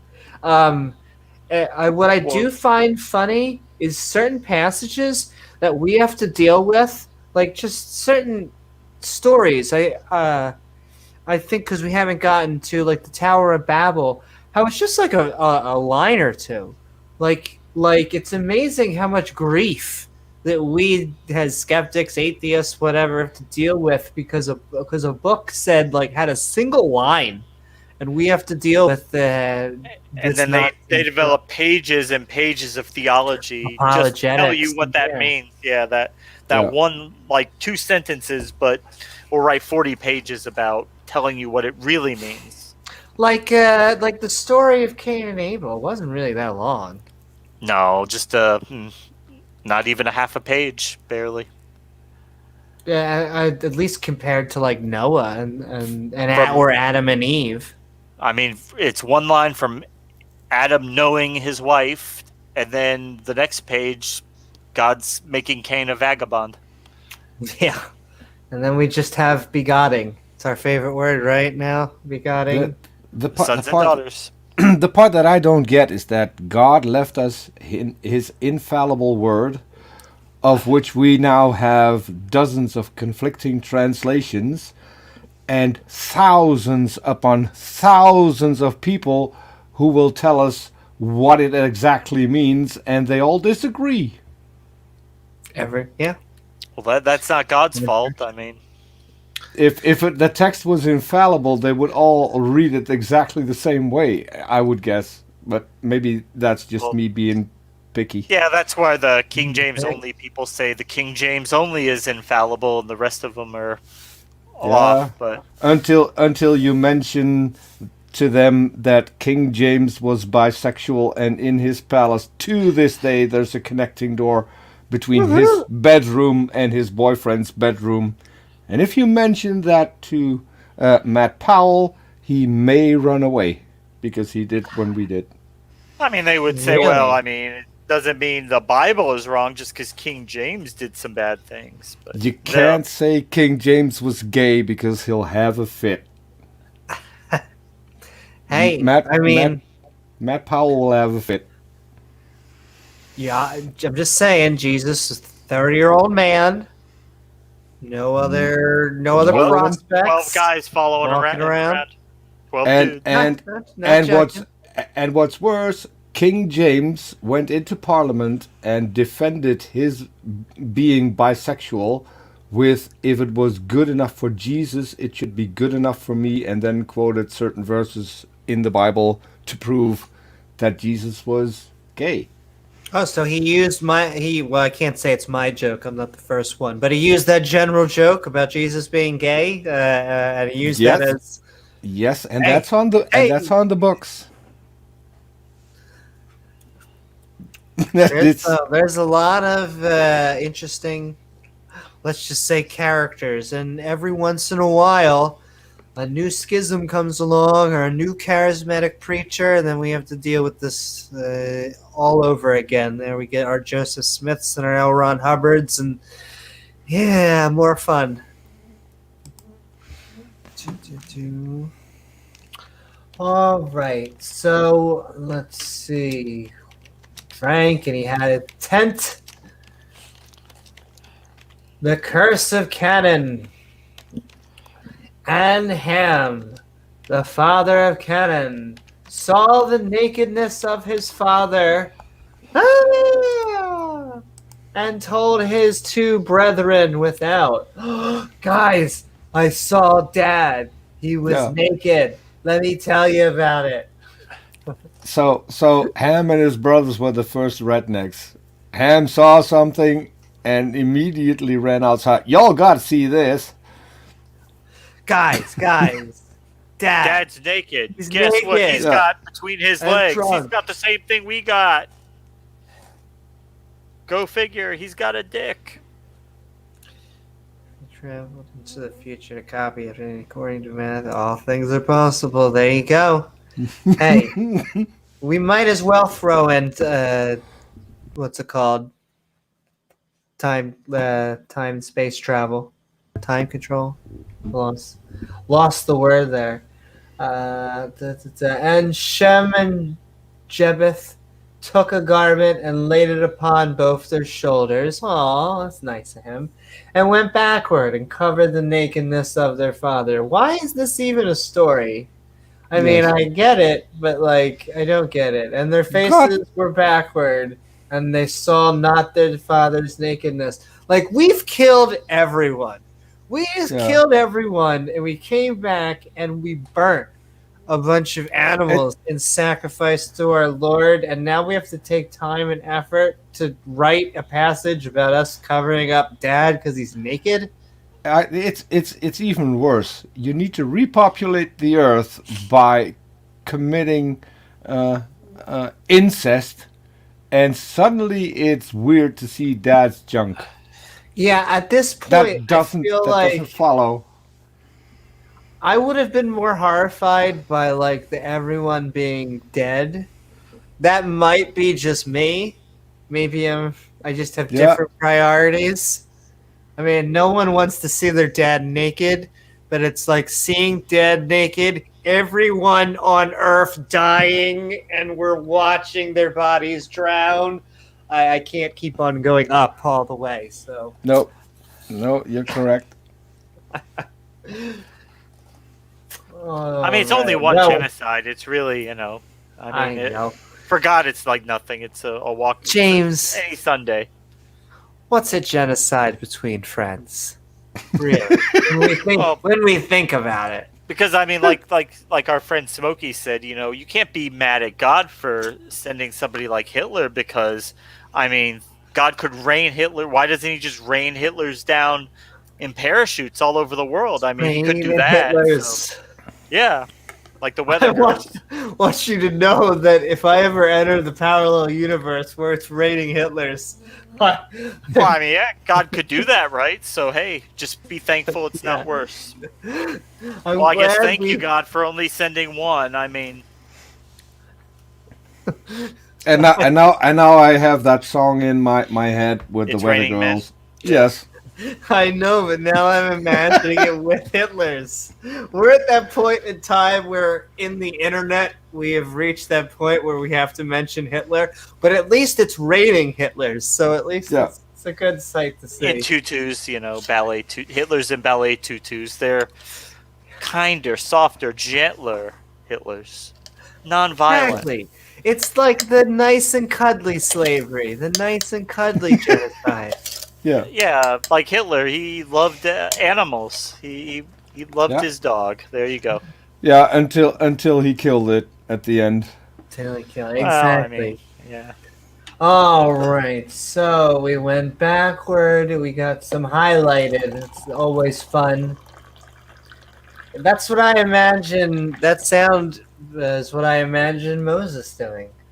And Noah, That was me pouring coffee. I'm not in my bathroom. Just wanted to point that out. well, see, I could have taken that either way. I could imagine I could have seen Moses either camera's not grabbing on, more so. to drink, or I could imagine just going to the bathroom, or maybe he was drinking and going to the bathroom.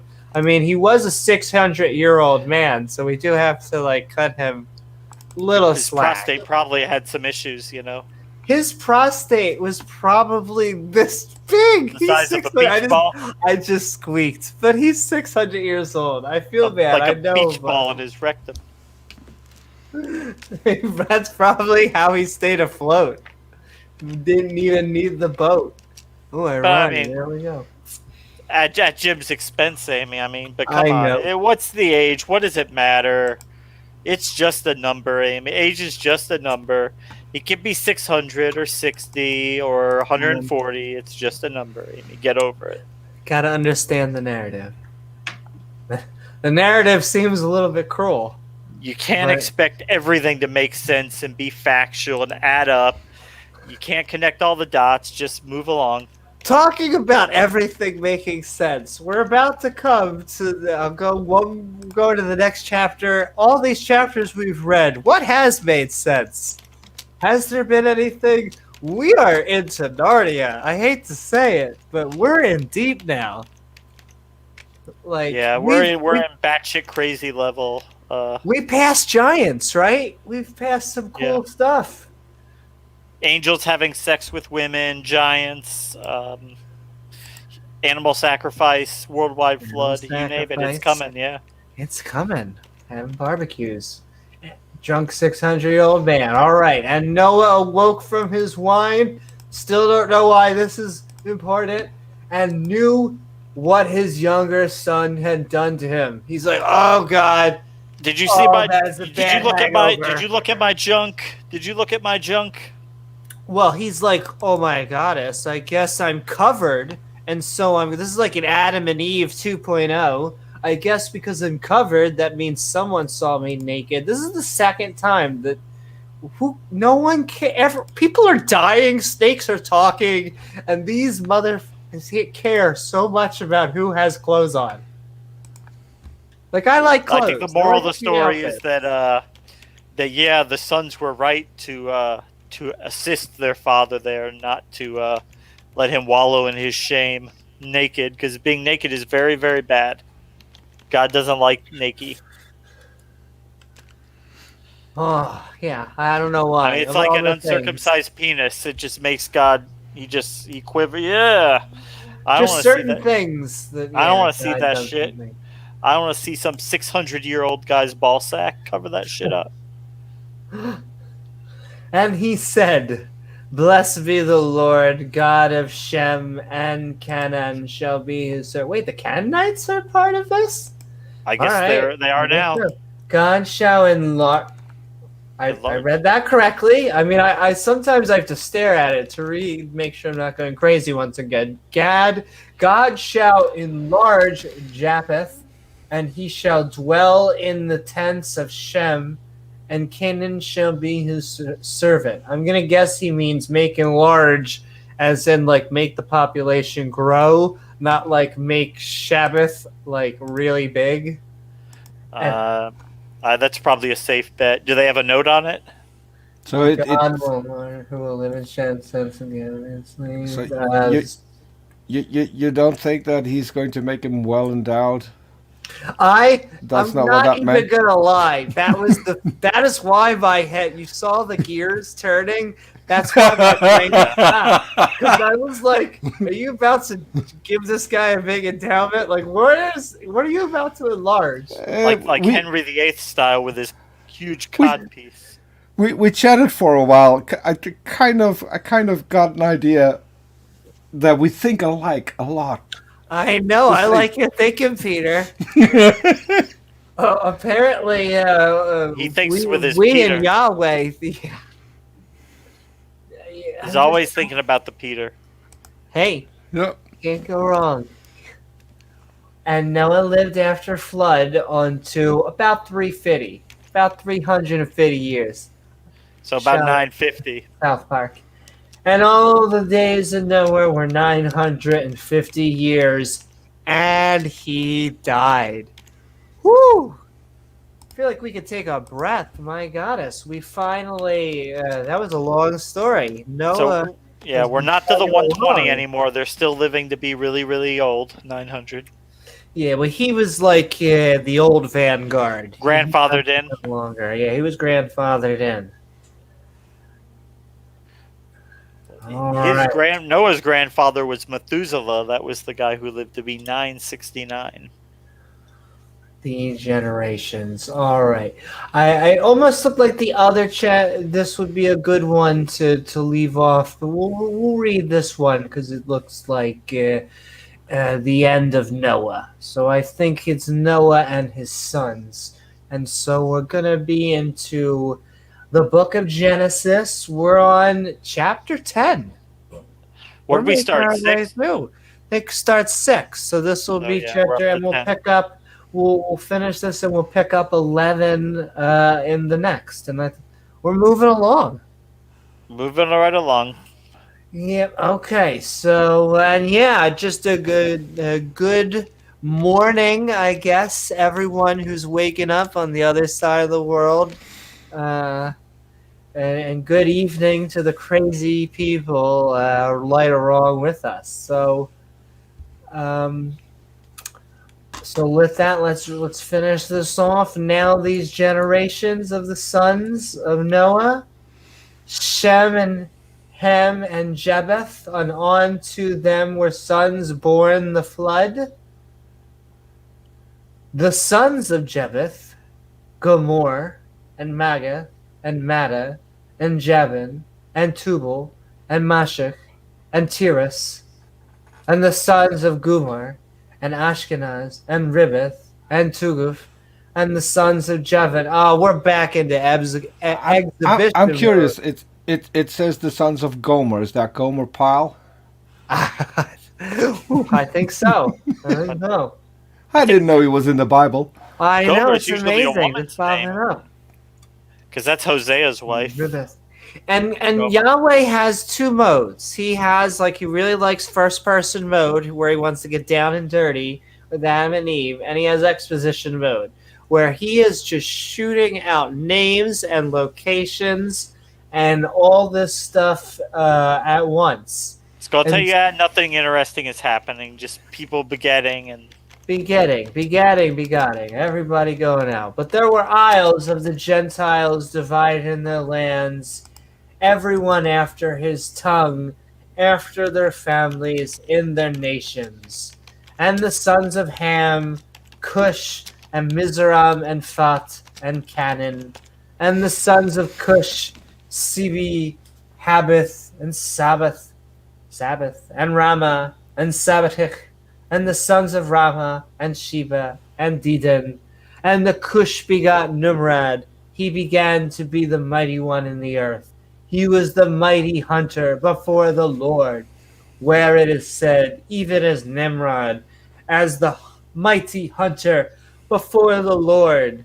And the beginning of his kingdom was Babel, and Iraq, and Achach, and Keneth, and the land of Shinar.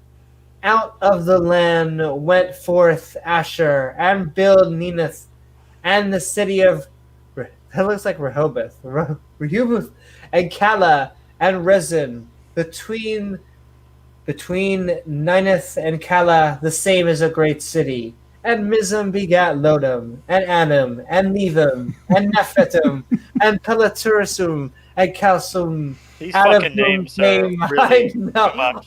We're These about to fucking go names. Lord of the Rings. And Califordum, and Canaan begat Seven, his firstborn, and Heth, and the Jebusite, and I'm about to lose it. Hold on. And the Amorit, and the Gigerit. Yahweh's just trolling you. When he came up with all these names, he's like, Amy Newman's she won't be able to believe this shit. What is? I'm trying to think what the blue orb is in the Marvel movies that they're always trying to. You're getting to trolled deal by with. Yahweh. He could I feel like I have. am being trolled. He could have said all of this in one sentence. Everyone fucked everyone. The end. That's it. I mean, what he's not saying is, okay, so these people got off the boat, these people moved here, they moved there, they all forgot about me, they made up all new religions, and yeah. Remember that flood, that God who flooded the earth? Nah. And you wonder why people don't read the Bible. Because it's just What wisdom? There is nothing from this. Who knows if any of this is true or historical?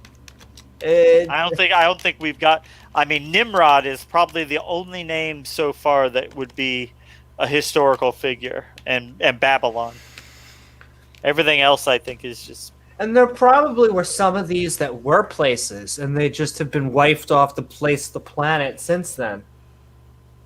Because I mean, these stories were written in about 8 to 900 BC, so they're written, hundreds of years later. And to just be a little bit of a narrative critic here, the exposition doesn't add anything almost ever to the story. Sometimes it does. Sometimes it says something, and then we go into it. But a lot of times it just names people and places, and then that's it. We never hear from them again. They never. They lived and died, and that was it. Yeah, they weren't important. Here's my take on this. Do you know how these days famous people are on Cameo? Mm-hmm. I think back in the day that was a thing too. So if you give me money, I'll put you in the Bible. Okay. Hey, who was your dad and who are your brothers? Okay, I'll put a line in, and such begat such and such. Okay, it's in 50 shekels.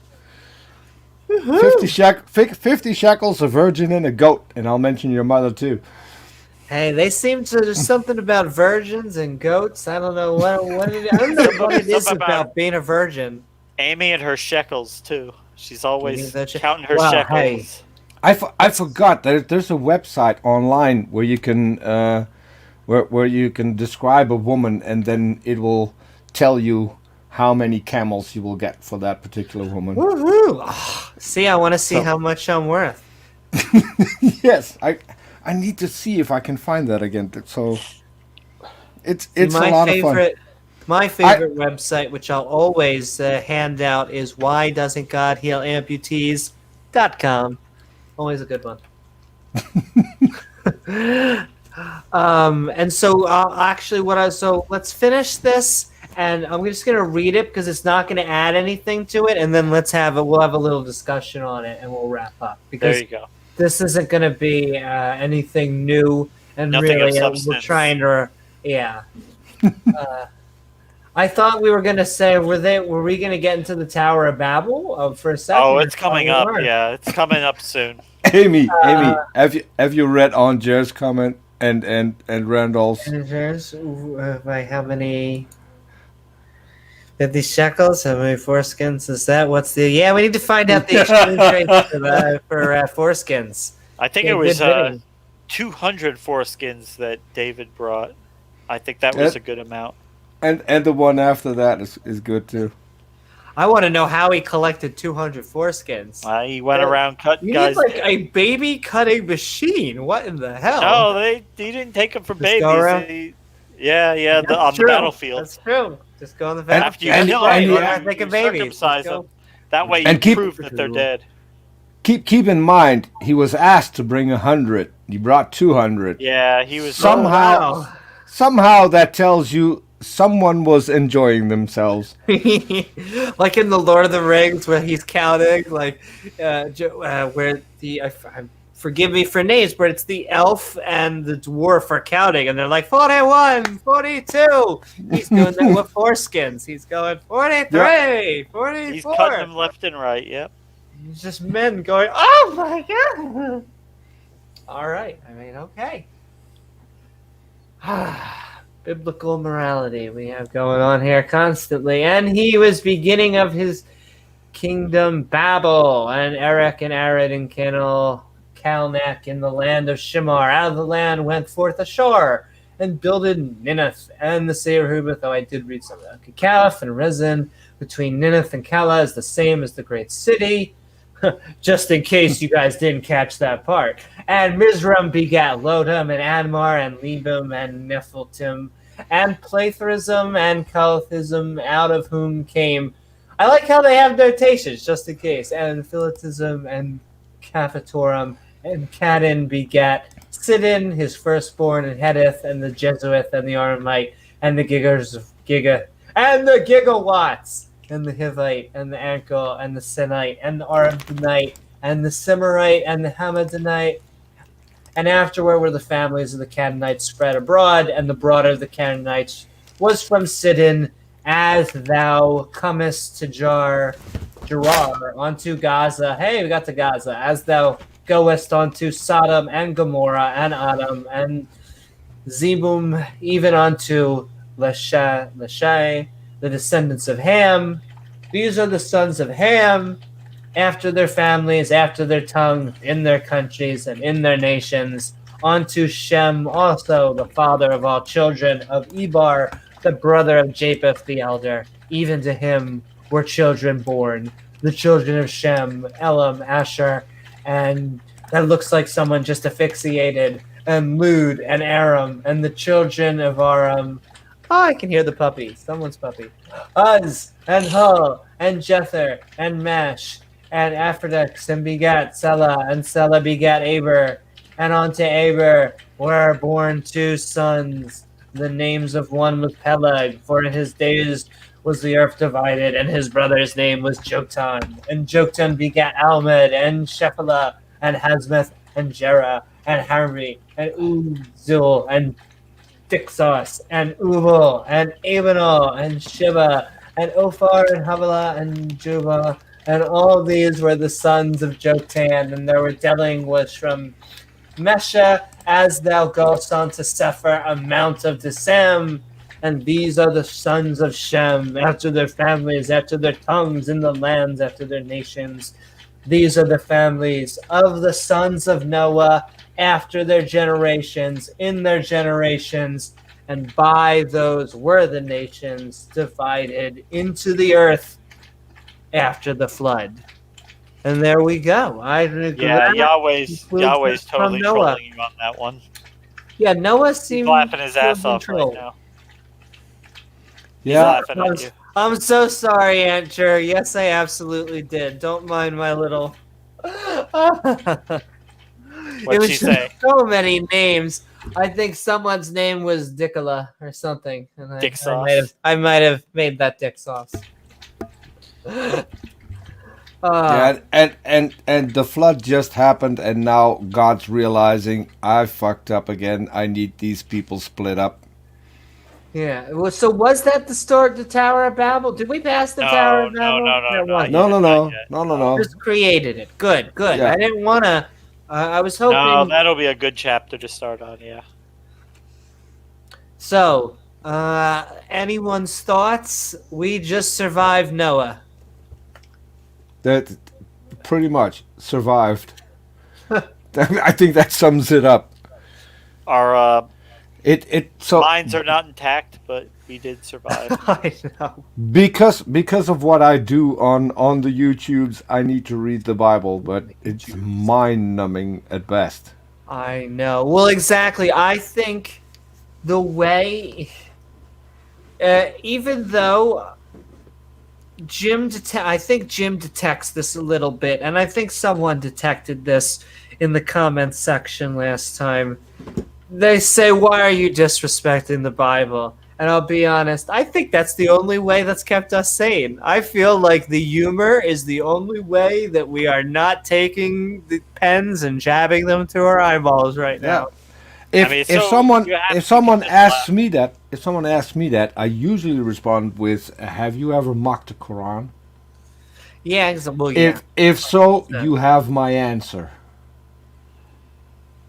Well, and some people will the Muslim will say, "Well, have you read the entire Quran?" And we'll have you read it. Now, eventually, they'll say, "Have you read it in Arabic?" I'm not going to do that.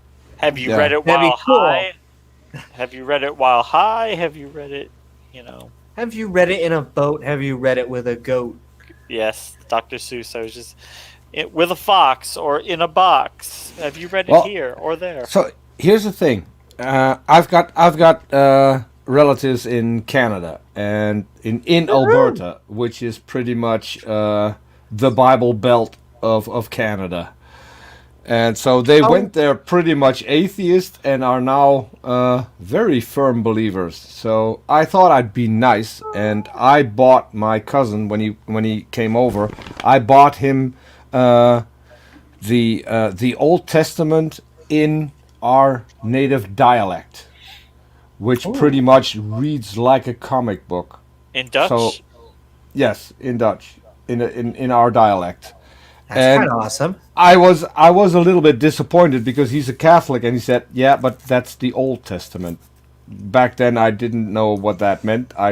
Since I've learned, but so I've We could have read an it. entire podcast on that's the Old Testament. Just that Yeah. saying, we could have a whole podcast on. We could, Yeah, but so I read parts of it, and I forgot to go back to the bookstore and get a copy for myself because it pretty much read as a comic book.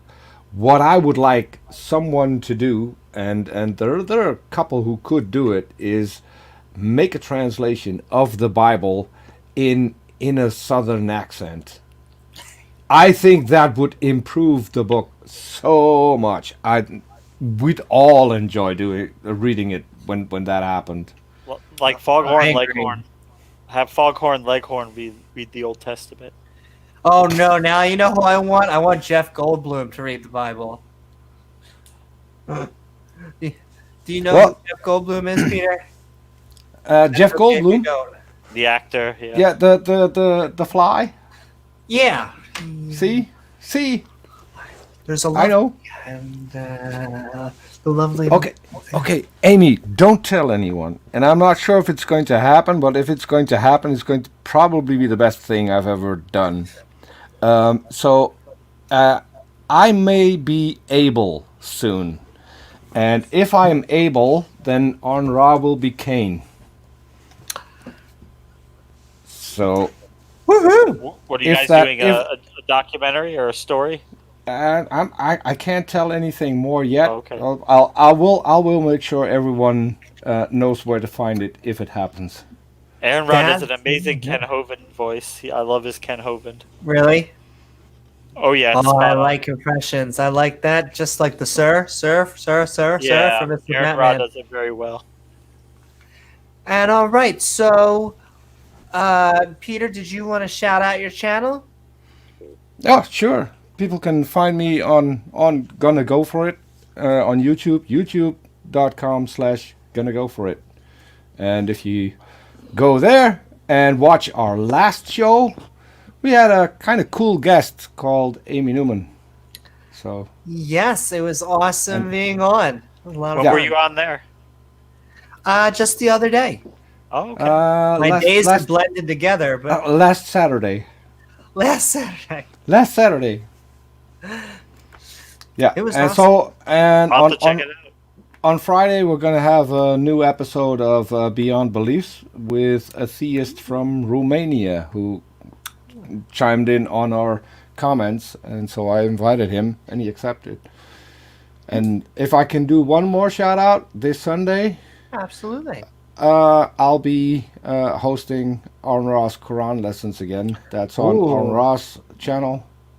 So, and that's always a lot of fun. So if people want to check that out, Arn is reading the Quran and has a panel there. It's pretty much similar what you do here I was with the about to Bible. say that sounds With Aaron Ra. freaking fantastic. But yeah, go check out Aaron Ra Aaron Rod. and do some Quran studies. We are a equally criticizing religion channel here. We criticize them all equally with love. They're Yeah. all equally wrong. Exactly. So And so go check out Peter Gonna Go For It channel. Go check out Aaron Ra. And with that, guys, this is going to conclude our Skeptic Bible Study, Noah's Snark. And I look forward back. to many more. Be back Yep. on Friday here. Woohoo! Many more skeptic adventures. Check out Modern Day Debate.